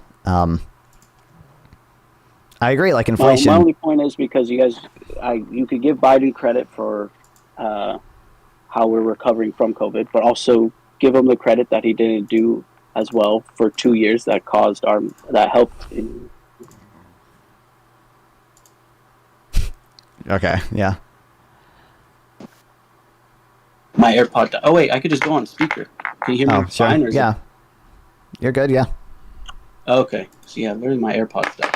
I have some cheap AirPods. My only thing is, if you're gonna give credit to Biden for having our economy improve with his policies the past 2 years, and also give him credit for not handling it correctly either the first 2 years or the amount of spending that caused either the increase in inflation compared to other countries. Because if you're going to compare us now to the countries that were improving, also compare us to the countries when we're at our worst, and we're doing a lot worse than most first world and developed countries. When it comes So to that's my inflation, only- there are trade-offs, right? Like inflation might have been higher, but that might have led to more long-term growth, as I think it probably did. So how would you analyze that? You do, and we need to do a few different things. I don't know. I'm sure. I don't know if I studies on this, but I mean, like we can see that U.S. GDP growth is higher, and inflation came down sooner for us than other countries. Like I think I probably have that graph saved somewhere. I can try to find it. So what about other first world and developed countries that inflation didn't increase as much during those times? I mean, like Germany Do you had think less. they were doing something better that we weren't? No, I think they're doing worse. Like Germany has lower inflation, but Germany's GDP is literally flat. It's flat. Like there is no economic growth there. Like Germany had higher inflation than us. did Germany have higher inflation? I don't know. I know Germany's GDP is flat. Germany might have had lower inflation, but or higher inflation. No. But there are a lot of countries. Germany The had higher. UK, I'm pretty sure the UK had lower inflation, right? Like UK had higher. No, UK was higher. But if you look at like Canada, Japan, China, more like first world developed countries, I think Switzerland. yeah, but like it seems like a lot of these countries have stagnated growth wise, or not, at least not been as fast. But America seems to be doing pretty well when it comes to growth, like, and when it comes to, again, like prime age employment. I think it's a big thing. I don't know other countries' prime age employment rate, but The only point I'm saying is if you give him credit for things being bad, now you also have to put blame on him for when things were bad. I give him too. So it's just- partial. the whole yeah. it's always just like which I mean I appreciate you giving partial, but when I ever talk to people, it's anytime you bring up anything about Biden in the last 4 years, it's the same excuse every single time. COVID this, bipartisan border bill this, none of it's his fault, none of it's his reckless spending, none of it's cutting executive order, it's never like no ever his fault, and then people are like, oh yeah, like I could admit when I don't like shit that Trump does, like the universal shit, universal tariffs, but I just want people to at least realize that maybe he didn't do the best of job as you think he did, and now we're improving, which is good, but he did not do the best of job as you want to make it seem, and that's just because you want to support your political candidate and kind of be like more one-sided. I don't think the president has a lot of direct control over inflation. I think the American Rescue Plan was partially responsible for inflation, but I do also think that a lot of negative supply side shocks from COVID were partially responsible for inflation. And I think the American Rescue Plan is partially responsible for our job recovery, for the fact that Americans' real wages are higher now than they ever have been. They're the highest in history. Prime age employment is at all-time highs. Like even, yeah. Oh no, like I said, I agree that things are improving now. All I'm Well, saying but is you're gonna they've- give them, now you have to give them some blame back then. That's all I'm saying. I And, mean, yes, I know prime the age president employment doesn't have has direct consistently control been over- improving. No, but I'm saying, obviously, I know that the president doesn't have direct control over inflation, but he does. There is things that he can implement that will either increase it or decrease it. Obviously, he doesn't have total control over it, and there's a lot of other factors that contribute to it. I'm saying they do play a part in it. That's my point. Yeah, but I guess, like, would you give the American Rescue Plan any credit for the fact that, like, real consumption is perfectly on trend for the U.S.? Like we had a dip in 2020, but it's right back on trend. That's not something you see in other countries. Like real I'll be personal. completely honest. I haven't looked too much into the American Rescue Plan, but if you're saying it does, you seem like you're being transparent. So I'll take your word for it. That Yeah, it I mean, I is. think like it seems logical that like government stimulus is probably going to have a positive impact on consumer spending. Yeah, and like you know, what's crazy is that GDP, real GDP, is higher now than it was projected to be in 2019 before COVID. So like, not only did we recovered in terms of GDP, we recovered so hard that we're actually better than we thought we would be before COVID even happened. That's crazy. Yeah, I mean, I guess like here are like the 4 big things to be transparent. Like these aren't things I came up with. These are what economists say. There's an economist, no opinion that I'm like quoting here. I guess like the 4 things is that we want out of an economy: high employment rates, low and stable inflation rates. You want fast wage growth, and you want fast productivity growth. It seems like right now the U.S. is doing all of those really well. Unemployment's really low. Inflation is a little high, but it's relatively stable. Even if it's a little sticky, it's relatively stable. See, we have fast labor productivity growth. I think which is really good. And wage growth has been fast the whole time. Now it was outpaced by inflation for a fair amount of time, but now wage growth is outpacing inflation again, which is why real wages are higher now than they ever have been in U.S. history. I give the American Rescue Plan partial credit for that. Okay. No, I agree with you.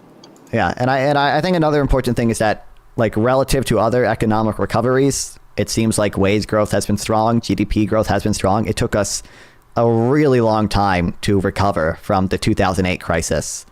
It did not take us that long to recover from this one, which I think is a pretty good sign. Yeah. Yeah. Now we just got to get companies to stop price gouging. We'll see how that goes. You playing to the greedflation thing? Are we? Huh?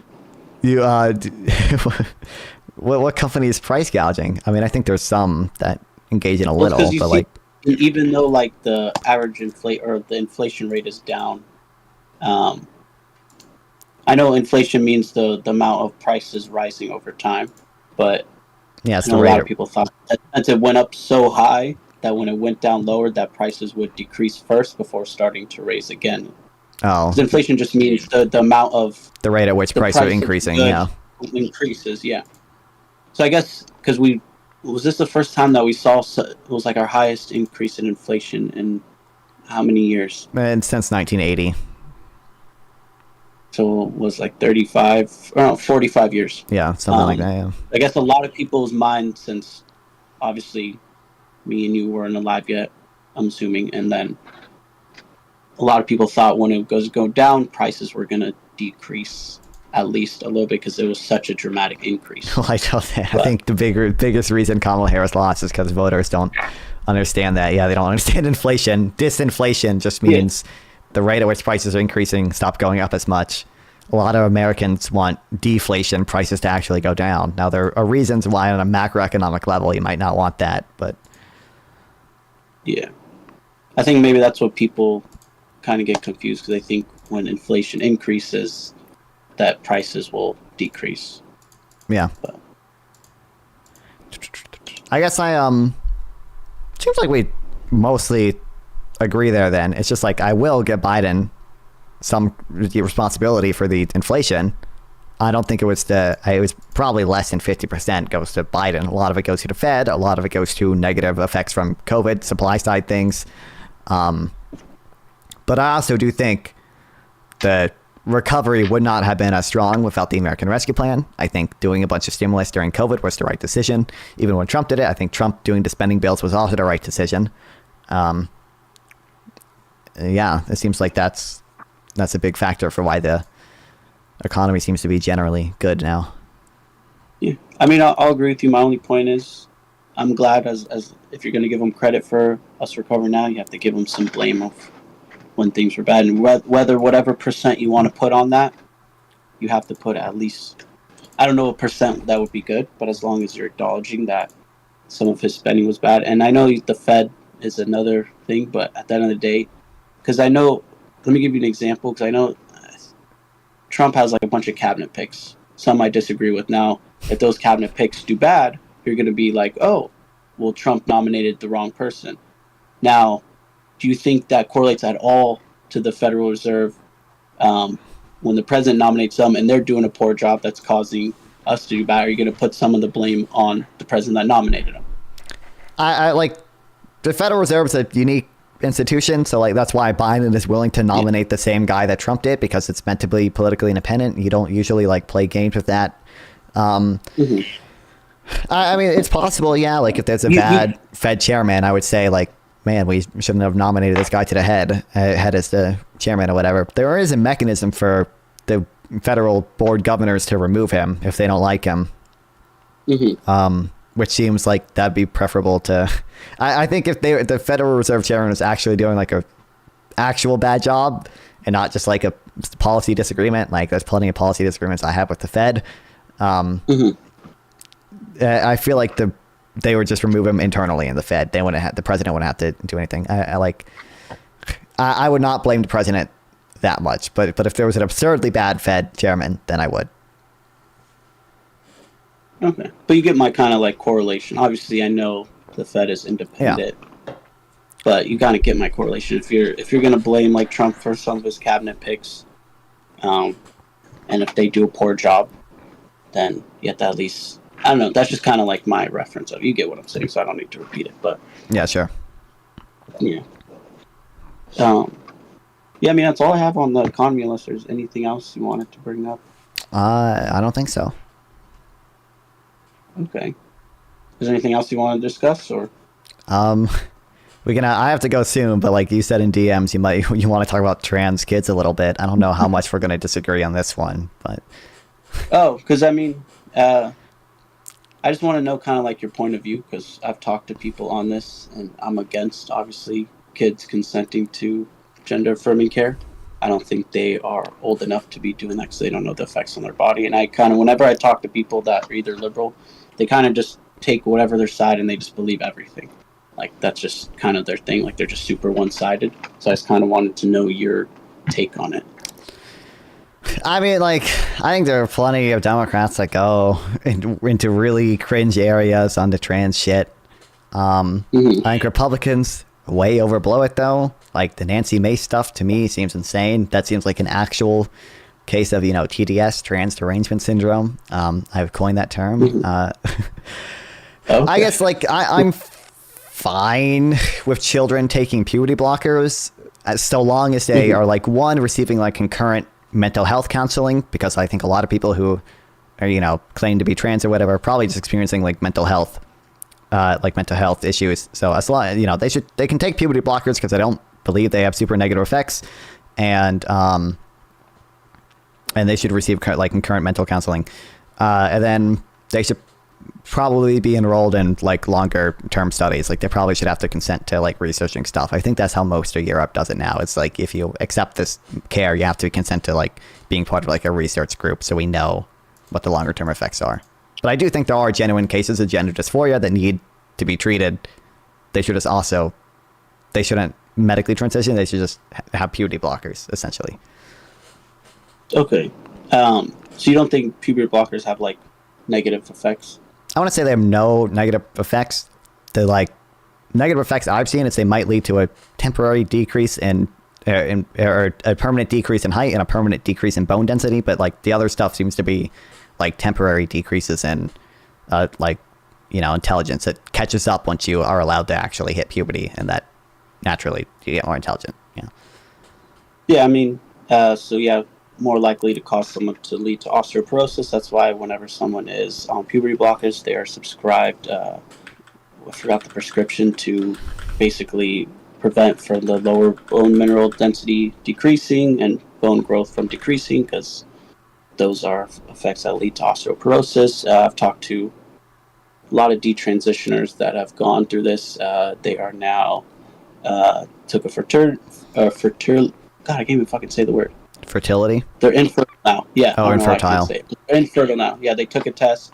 They are no longer able to do that, and that's been shown that puberty blockers can lead to infertility. I mean, just like I don't disagree that puberty blockers can lead to infertility, but the stuff I've seen suggests that that's rare and only happens if you take them for a number of years. Like usually they tend to be reversible in the fertility thing. It's my understanding. Yeah, once you start talking to a lot of people in the detransition community, because they kind of get shunned because it kind of doesn't fit The woke narrative. either a narrative that they're trying to purport, you'll kind of realize that they won't even do studies showing it because it's going to go against whatever narrative they're trying to purport, which I think is kind of sad. And also, Well, we have we've been using puberty blockers for years to prevent like early puberty, precocious puberty.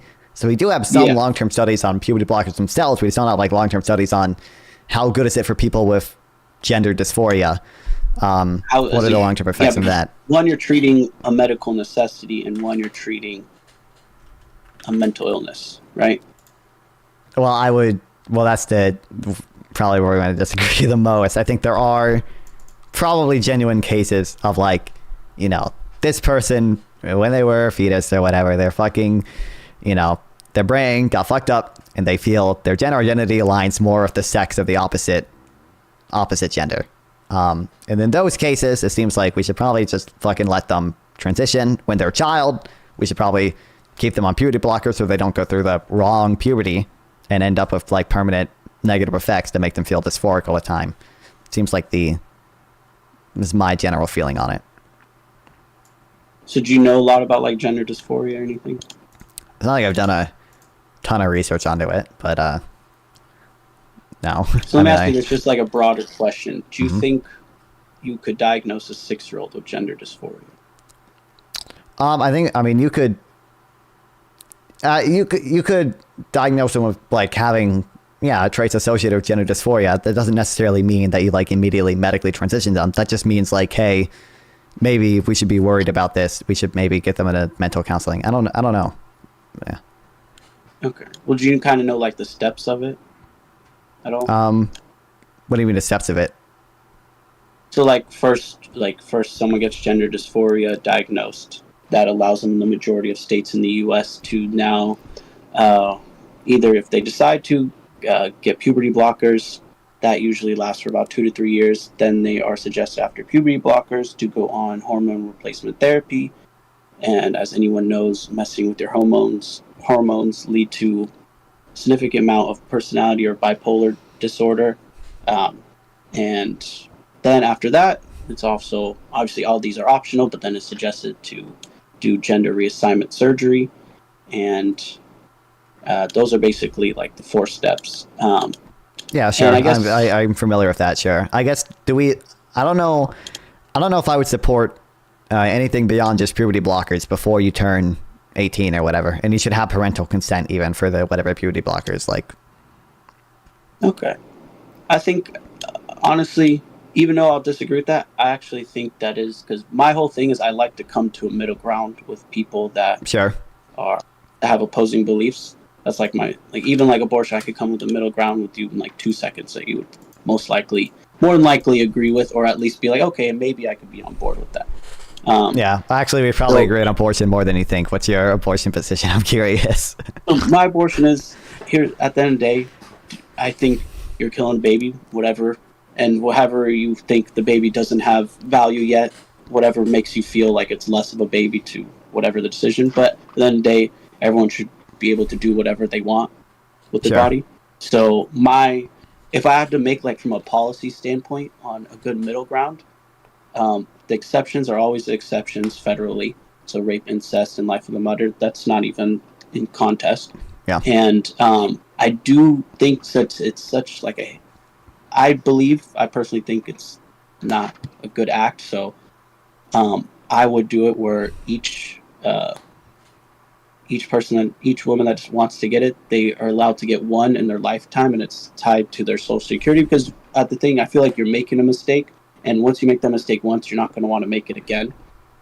But the exceptions remain always the exceptions. That one is paid for by your insurance or the state, so it never comes out of pocket, and it has to be before a certain week. And I think a good week, in my preference, is either 10 to 12 weeks if you had to set a number.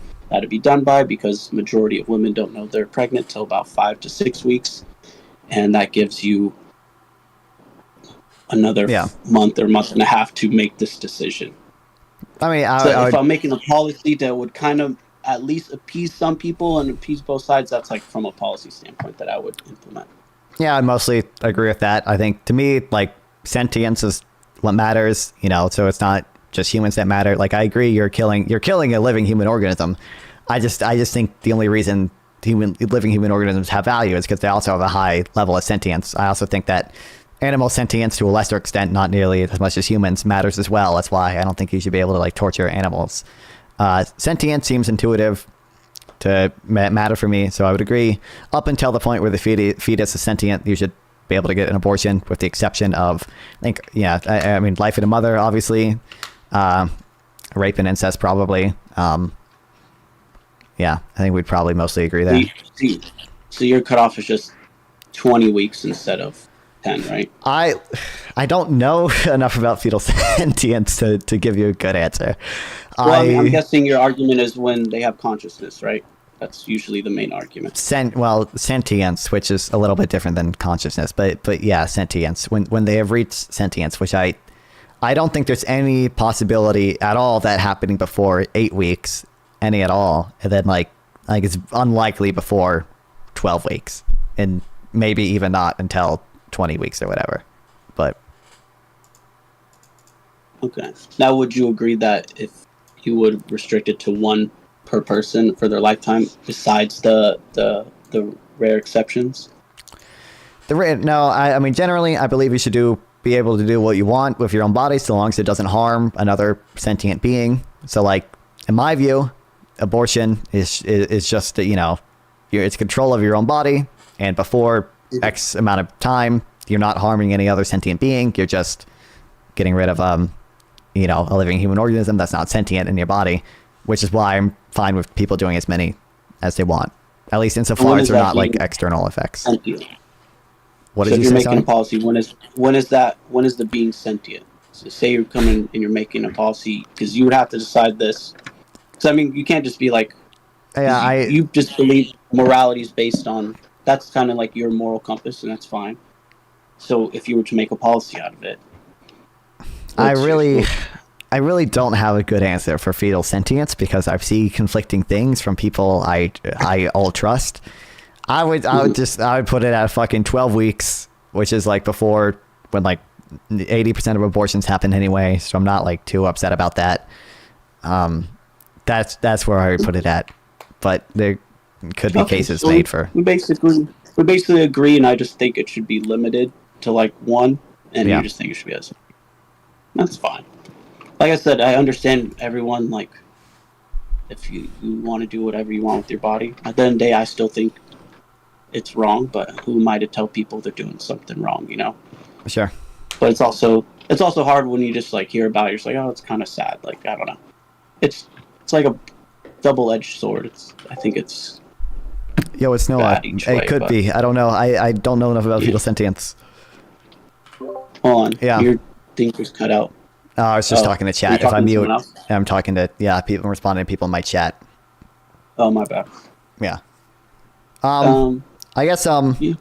So here's one thing I do want to go over before we part ways. Yeah. How do you feel about like Jack Smith not being able to continue his prosecutions because Trump has been elected president? Like, Didn't he resign? Or did He hasn't resigned yet, He but wasn't one- going to pursue him. yeah, because he's not really allowed to. Yeah, the one case has already been dismissed. The documents case is also probably going to be dismissed. I guess how do you? But he wasn't forced to, is what I'm saying, right? Is that what you said? He was forced He wasn't. He wasn't forced to do it. It's something that he elected to do. Right. So- and you could speculate on the reasons why, but he wasn't forced to, is what I'm saying. He isn't forced to discontinue them now, but you can't prosecute a sitting president, so he would just have to stop before or once Trump got elected. So there's that.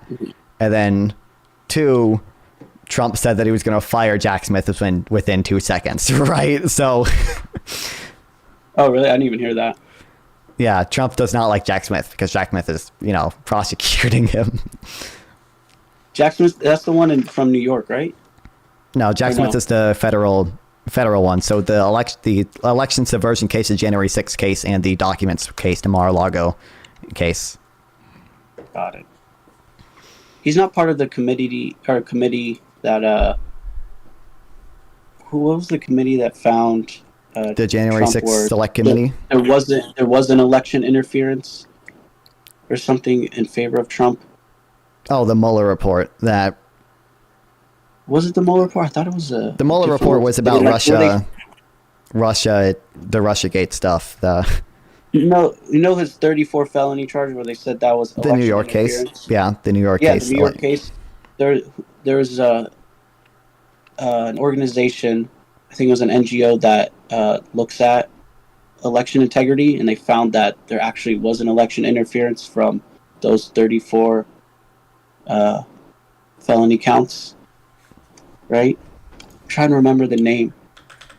What, of the case or the NGO? NGO, I mean, I like. where they found that there wasn't election interference, and that was like a big thing of why they moved his misdemeanor to a felony count. Well, it's because he was falsifying business records. The New York case is the one I care the least about. I care infinitely more about the Jan 6 case, which is what I really want to get to. But Okay. my understanding is that the reason, this is a talking point I can give to you, okay? The reason he was charged with felony in New York was because he was falsifying business records in commission of another crime. Now, a lot of people get upset because the exact crime that he was covering up wasn't specified, and people will screech about that. But like at the end of the day, so I think one of them was like not election interference, but just like tax fraud. But like at the end of the day, like he was given a trial, he was given chances to appeal. The jury found him guilty. Like I'm gonna, Isn't he appealing that right now in the appellate court? yeah, I think the sentencing was already like dismissed or whatever. Like they're not going to sentence him because he was elected president. Yeah. The Mar-a-Lago case is in appeals right now too. Yeah. But I guess so here's a question. Do you think Yeah. there's probable cause that Trump committed conspiracy to either defraud the United States or conspiracy to obstruct an official proceeding with all the things about Jan 6? I'll be completely transparent. I don't know because I don't know Okay. a lot about January 6th. But if you want to know my thoughts on January 6th as a whole, I kind of obviously I disagree with that. No one should be storming the Capitol or breaking in. And I think that was like a horrible act. So I don't condone that at all. I guess do you know what the ECA is? No, I don't.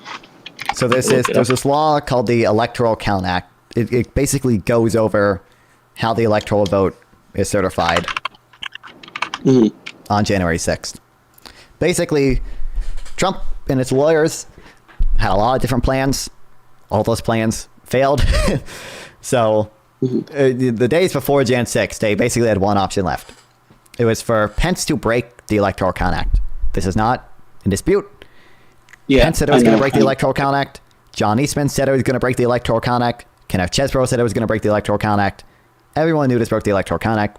Eastman thought it was okay to break the Electoral Count Act because he thought it was unconstitutional. What they wanted Pence to do was break the Electoral Count Act, which is breaking federal law, and have Mike Pence not certify the vote from the 7 swing states.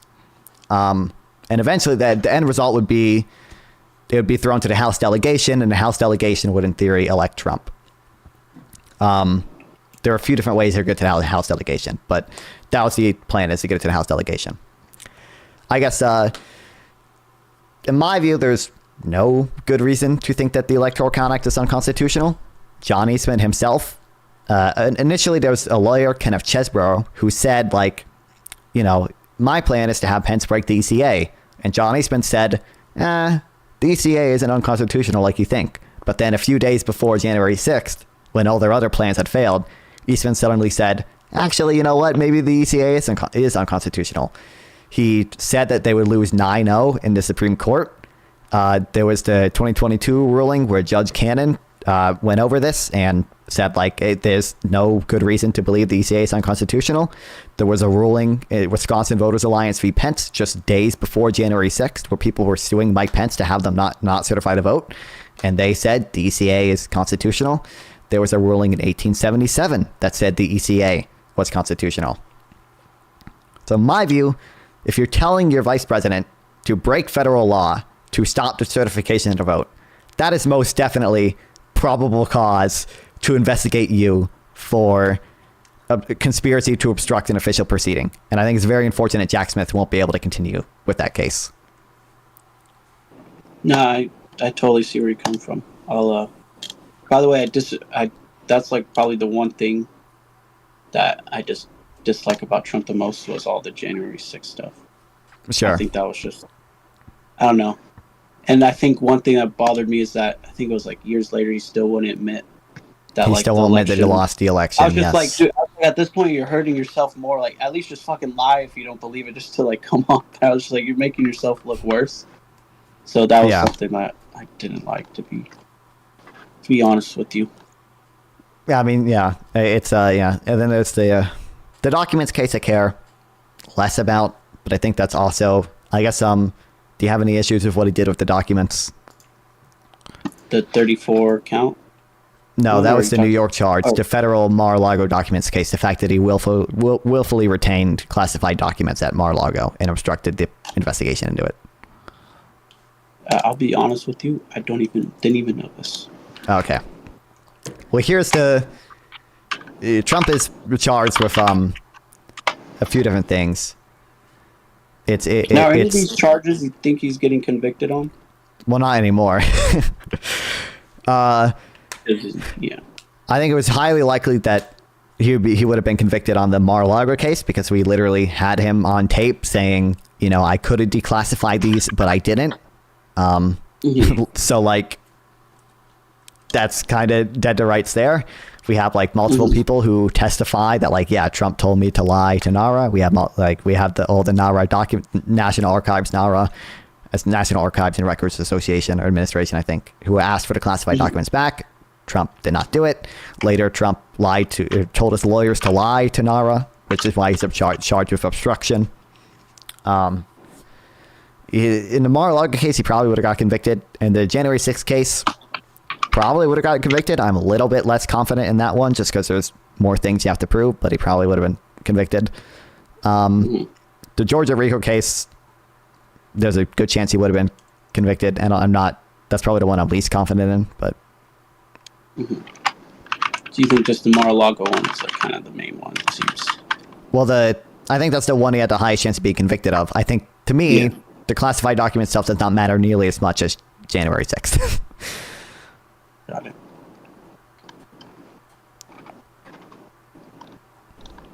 Were you going to vote for Harris regardless? Like, were you voting blue no matter who it was?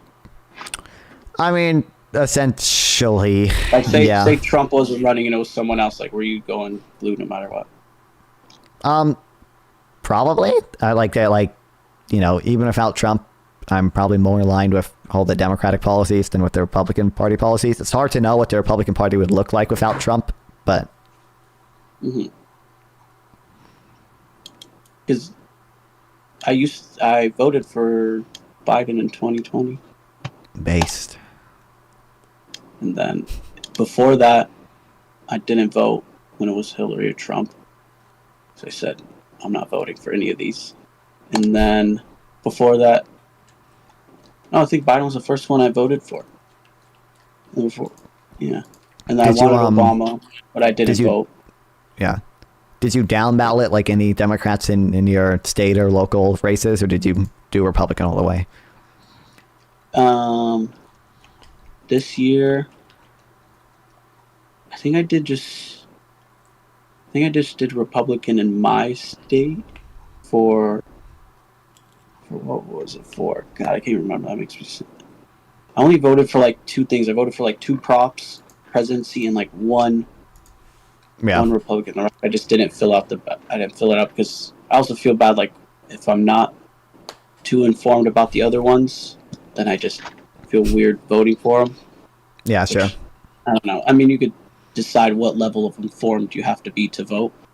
That's a different topic, but yeah, I didn't do Republican all the way down. You know, I actually wrote in Joe Biden for one of my local elections, just because there was like there was an uncontested race. It was like, you know, soil and water commissioner, and it was literally one person. And I'm like, well, there's a write-in option. I'm gonna write in Joe Biden, and I won't feel bad about it because the guy's still gonna win. He's running uncontested. Like, oh, okay. Yeah. All right. Is there anything else you need, or? I was gonna give just something to think about because I know we just glazed over it. The gender dysphoria thing. I want you to just know how easy it is to maybe just to kind of change your perspective on it. I want you to know how easy it is to diagnose someone with it, because that was the field I was in, and that's partially why I left the field I was in. I'm sure if you know, do you know what unspecified gender dysphoria is? No. So all it is so in the DSM-5 you have gender dysphoria as a diagnosis. If you unspecified means they don't meet the full criteria of the diagnosis of gender dysphoria, so you diagnose them with unspecified gender dysphoria. So for the vast majority of people with mental illness are diagnosed with unspecified either depression disorder, unspecified anxiety disorder, which by definition means they don't meet the criteria for the disorder. Okay. But that doesn't change the treatment at all. So say there's someone that goes in and gets diagnosed with unspecified gender dysphoria. They go through mental health. They don't need to get reevaluated to actually meet the criteria of the diagnosis. And unspecified gender dysphoria still allows them to start puberty blockers, still allows them to get hormone replacement therapy, because they don't differentiate the two at all. And another problem is insurance. In majority of states, if you're going through insurance for mental health care, they have to diagnose. Like you can't get. Oh, sure. Yep. You can't keep receiving. So they'll give out these diagnoses because one, they have to, and two, they'll be giving it to people that may not even have anything. Maybe they're just experiencing some sort of emotional deregulation or stuff of that nature, and it's being expressed in a certain way, and they'll give them this diagnosis. So just to open your mind maybe a little bit and other people's mind that it's so easy to give someone this diagnosis, and that diagnosis, in my opinion, is a precursor that allows them to get a treatment that more often than not they don't need. Okay. Well, you want to plug yourself one more time? Yeah, so my name's Daniel. My socials are Brutally Honest Help on TikTok, YouTube, Instagram. I don't post as much as I should be. Honestly, if you're watching this, you probably wouldn't like my posts, but that's completely fine. I'm a wellness coach. I focus on people's physical health because I believe that's the main contributor to your mental health. Just food for thought. Anyone wondering if they're ever suffering with anything of like depression, or they feel like they're depressed or anxious? 5 things to look at first: your water intake, your sun intake, your sleep quality, how much exercise, and your nutrition. Until you get those 5 in order, once you get those 5 in order, I truly believe your mental health will improve. And that's usually the message I try to give everyone. And yeah, I just want to say thank you for having me on. I appreciate the conversation. I for sure learned some things that I didn't know, and I felt we had a respectful conversation. And hopefully I brought up a few points that you're like, oh, well, I could kind of see his point, or maybe something that you have to go back and like, oh, I'll think about that a little bit more. And sure. Hopefully I at least achieved that. And that's my closing statement. Yeah, think you did. Thanks for coming on. Anything that you want me to link in the description, just send me a link to it and I'll link it all. Yeah. You just put like my Insta handle or TikTok. It's just Brutally Honest Help. Okay. For everything. So if you want to put that, then yeah. All right, yeah. Well, thanks for coming on. I will all right, man. Have a see good you night. later. Yep, you too. Yeah.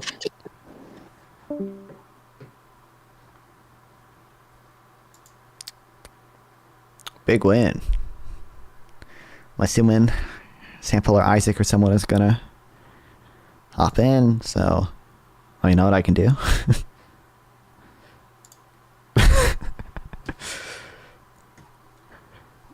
There's gotta be a better way. What's up? What's up? How's it going? How do you Good. feel about the discussion? I think it was good. I think I had fun. I think I don't know, like he has studies on like how big the impact of like of tariffs are in prices, and it's like, well, I haven't like read the study, prices but is like not I the can. most important thing. Like, I know, but I was I mean, just I like, don't care well, about the price level if wages increase faster. It's just like exactly. I was like even if it's a small price increase, which by the way, I think it's for goods affected, as in like used imports, because like we didn't, like most of the studies are on like retail prices. Like we didn't tariff retail products. We tariffed like steel. intermediate goods. Yeah. Yeah, we tariff like the inputs. So like I'm assuming it. Yeah, obviously because they're a small component of the overall price of these goods, it's going to be a small component. The price increase is going to be small, but like the small price increase is just accompanied by like no benefit. It's like it doesn't protect jobs. It decreases productivity. Like you're not doing anything good. Exactly. That's what I think should be harped on. It's the fact that like the price thing is not the most important thing. It's definitely real, and even in that study, they say the pass-through rate is massive for the importers, right? Mhm. So you do hurt like the people who like you can just reason directly that it will harm jobs, right? If I'm in a business that imports a lot of steel and the pass-through rate is almost perfect, right? For a 20% increase, it was like 18.5 or something. So it's almost 100% pass-through rate, right? Like Yeah. obviously it's gonna harm jobs in that sector, and that sector far outnumbers other like the sectors that produce steel. So you can just very easily reason into that. I think you did fine. I just think you should have harped more on the fact that it does destroy jobs. That like there is very rarely you can make a case. That's not the case Trump is making. That's not the case he has made, and that's not what he will do. And so that's bad. With Biden, even I think it was an overreach. And even then, like whatever, like it's just not. It's just like it should be harped on. I don't know. Like Yeah. it's nuanced in the same way that like seatbelts are not universally good. It can choke you, but it's pretty good. Yeah, but yeah. It's pretty good. Seatbelts are pretty good. Yeah. I'm scrolling my Twitter timeline, and I just got this picture of a book, on my Twitter timeline. Oh, really? Educating the retarded child. So Whoa, I wonder. Probably a lot of funny people copy that image. Yeah, probably a lot of funny people handsome, DM'd their friends that. Yeah, I bet. A lot of funny, tall, handsome people copy that image. Yeah, it's probably the case. Well, look, what am I supposed to do? Also, I don't think he was retarded. I was just joking. Yeah. Yeah, no, I mean, I don't know. Also, the trans stuff. That's what the fuck. I mean, for one, it's not a problem. It's not a big problem. Like so many. It affects so few people. Who the fuck? Why are we talking about that? Why are we not talking about like school shootings or something? Right? Like that also doesn't affect a lot of people, right? So like, why are we talking about one and not the other? It's dumb to me. Second thing, puberty blockers are not affecting fertility. It's just not. It's HRT that affects fertility. I don't know. Yeah. It's very basic, and they're reversible. So I just don't like whatever. It's like, do we think like no one should be below 18 and get any puberty blockers or HRT? Like, are we just like forcing them to go through the wrong puberty and kill themselves at like age 22? Like, what are we doing? Like, I don't know. I don't get it. But yeah, I don't know. Fun convo overall. The guy's reasonable. He's like not a Trump praise. What would you call lunatic? Yeah. Yeah. Well, I don't know. What do you? Oh yeah. I mean, I gotta go to my macro lecture in like 2 hours. Ay caramba. But whatever. Yeah. So when are you gonna end stream? Pretty soon after you leave. I don't have anything else for today. I think I just need to. You didn't tell him to donate to the shrimp charity. Oh, my bad. I'm gonna scold you for that. No, I'm joking. But yeah, think of it. $1. What can $1 buy you? Like you can't donate $1. You have to donate at least $5. Oh really? Damn. Yeah, I typed in $1 and they said no, you can't do that. It said $5 minimum. We're like, okay, fuck it. Yeah, it can buy you like bananas or something, right? And also, it can buy you saving. What is it like? Whatever, 1,500 times 5. Yeah. Agonizing death. That's good. Well, it's not saving them from death. It's saving them from suffering. From suffering, Yeah, there. good Yeah. or like from their eyes being gouged out or whatever to be more fertile. Crazy stuff. Very inhumane. Very inhumane. But yeah, I don't know. Wait, what the What do you fuck? think the best healthcare system is? Like single parent. Wait, no, go back to the gouging their eyes out for them to be more fertile. What the fuck? That was in the article I sent you. I didn't read the whole article. I didn't know they did that. That's insane. Oh, here, let me Let me read the relevant part. Here we go. They also secure welfare commitments from corporations to stop crushing the eyes of live shrimp in order to increase their fertility and use the humane slaughter. And use humane slaughter. Like they do that. They crush their eyes for them to be more fertile. I don't know how that works, but they do it.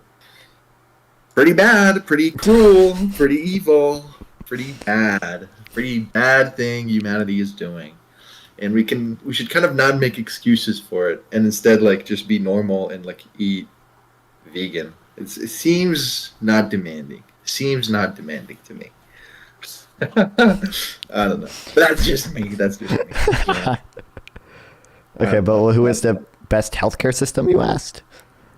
I mean, I don't know, single payer, multi-payer. I'm a heavily multi-payer film. I don't know. I've never done a deep dive. Intuitively, it just seems like, having like a public option, but still with private insurance as an option, it seems intuitively better than just doing like a strict like single payer, government controls everything. Intuitively, that seems better, but like I haven't done too much research into it. Yeah, that's fine. Yeah, sure. But goddamn, I don't know. I don't know. I don't think I was reasonable overall. I just think it's something that annoys me about like the Biden COVID thing. It's like people will be like, "Oh, so you don't like?" People I see saying like the inflation was not really his fault, but the recovery he gets credit for that. And it's funny to me that they give him credit in one place and not the other place. Yeah. It's like it may seem to you inconsistent, but like does that mean they're wrong? Like does that mean they're not like? Can you address the argument instead of like saying you don't like how like the position? Like I don't know, just address the argument. Like what's unreasonable about saying like he didn't really control inflation, which was a global phenomenon, but the recovery seems to have been more quick because of his policies. Like I don't know. Seems clear to me. I don't know. Yeah. Oh, I forgot. I should have on a trans stuff. I should have just brought up Nancy. I brought up Nancy Mace for a second, and I wanted to get back to it, but I was going to use that as an example. Like, don't you think that like this is just completely unhinged behavior, and like clearly a lot of these people like aren't actually. And Trump saying he's going to ban transgender people from the military. Yeah, it's like again, right? Like this time, actively kick out trans people. Like the last time, I think they just cannot be recruited. Yeah. I don't know. But yeah, now it's like this time it's actively kick them. It's just like we're just gonna have a worse military for just virtue signaling. It's gross. It's really gross. It's like unforgivable to me. But yeah. I mean, trying to think if you could have hit anything else. I mean, on the January 6th thing, it's like I always need to mention that we have Pence in 4K in an interview saying Trump asked me to overthrow the election. Oh, true. Every Trump voter in 2020 and 2016 voted for Pence as well. So that's the guy you actively wanted to replace Trump if he's president. And he's telling you he tried to overturn the election. Like nothing will convince you if this is not it. Like I don't know. I don't just like. But yeah. Also, you should don't be like the Russia Gate stuff. Don't do that. Don't do that. Well, I thought like he might know that word. Yeah, it's like, but don't give him an inch. It's like maybe even if he's connected, what does that mean? He's wrong? Does that mean like let's say Jack Smith was the guy who wrote the Mueller report? Does that mean he's wrong? Does that mean he doesn't have merit? What does that have to do? Maybe he honestly just like didn't know who he was, so he just tried to make associations. But like even if he is, like who cares? It's like we know he's investigated. That's bad. That's really bad. And it's not good that he has immunity now. Also, I think it's kind of obligatory to bring up terminating the Constitution is bad. Do we agree? It's bad. Yeah, I guess. Yeah, I don't know. I don't know at this point. But yeah, I don't know. Why are you not? I don't know. What are you going to debate in the future? Still Trump stuff? Yeah, I feel like I might do TikTok tariff debates because I feel like I could do some of those. That's good. Content, that's good. But, yeah. And then I think I don't know. We're gonna keep doing the Oh, tariffs. and keep another thing some on of the the Jan trans 6 thing is like, stuff. I don't think like children should like be having hormone like gender affirming care because they don't know the consequences for their body. It's Well, they like don't know the that's a consequences bad for. argument. We let Yeah. children have antidepressants. We let them have ADHD medication. Like they don't know what it like. They Yeah, don't. it's They not like cannot they're. comprehend what. It's like their parents still have to consent to it, right? Like, Yeah.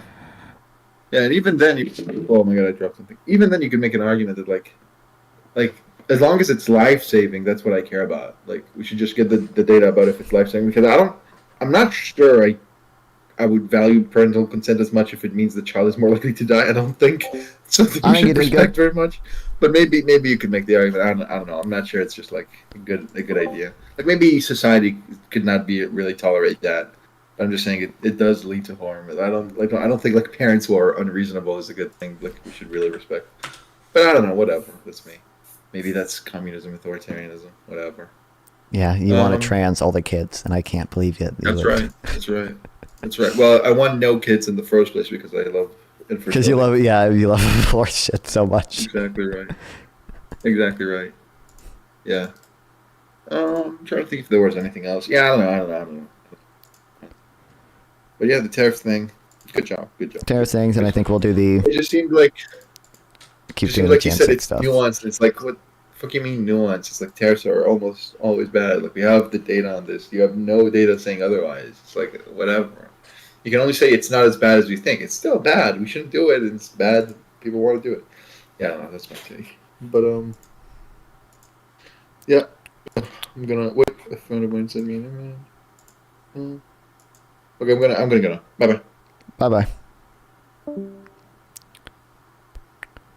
Only bring it up because your friend said it. I'm about to end stream, so.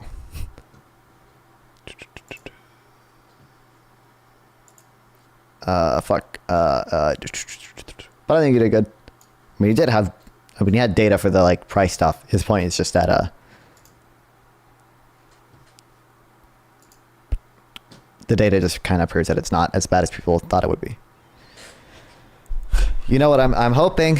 Okay, I'm praying. I don't know. Jack Smith's case is down, but there are still like all the fake electors, the people who coordinated the plan, or like the people who were actually the fake electors, as in like signed the fake documents and tried to get them to Pence. Praying Kenneth Chesbrough ends up in Wisconsin State Prison. Okay, Wisconsin, please, the great state of Wisconsin. Please. I think Arizona charged him too.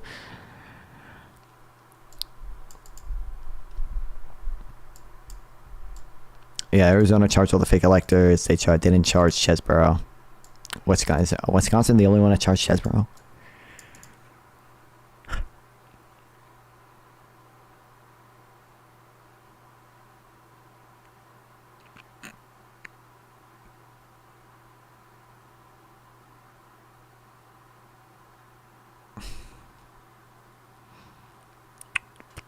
Georgia case, some people have already, they indicted, Chesbrough for this as well.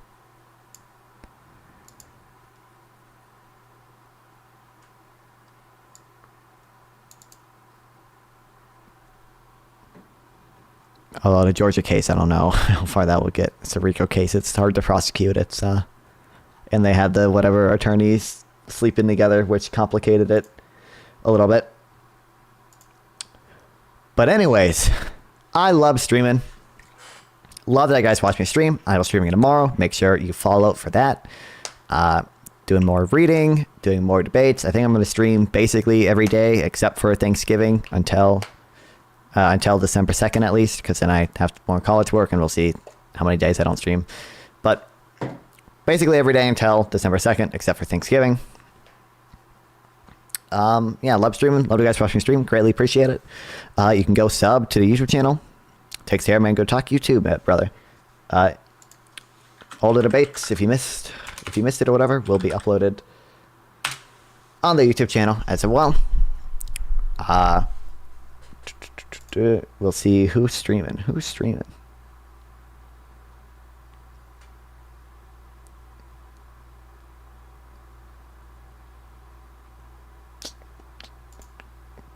Not many people are streaming.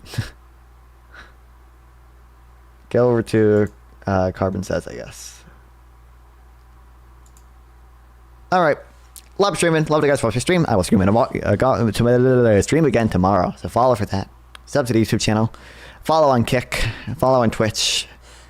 Follow on Party. Follow on DLive. Follow on Trovo. All the dumb platforms I stream to. Appreciate all you guys very much. Love that you guys make me able to, do this and technically earn a non-zero amount of money. That's huge. Thanks. Appreciate it. See you guys.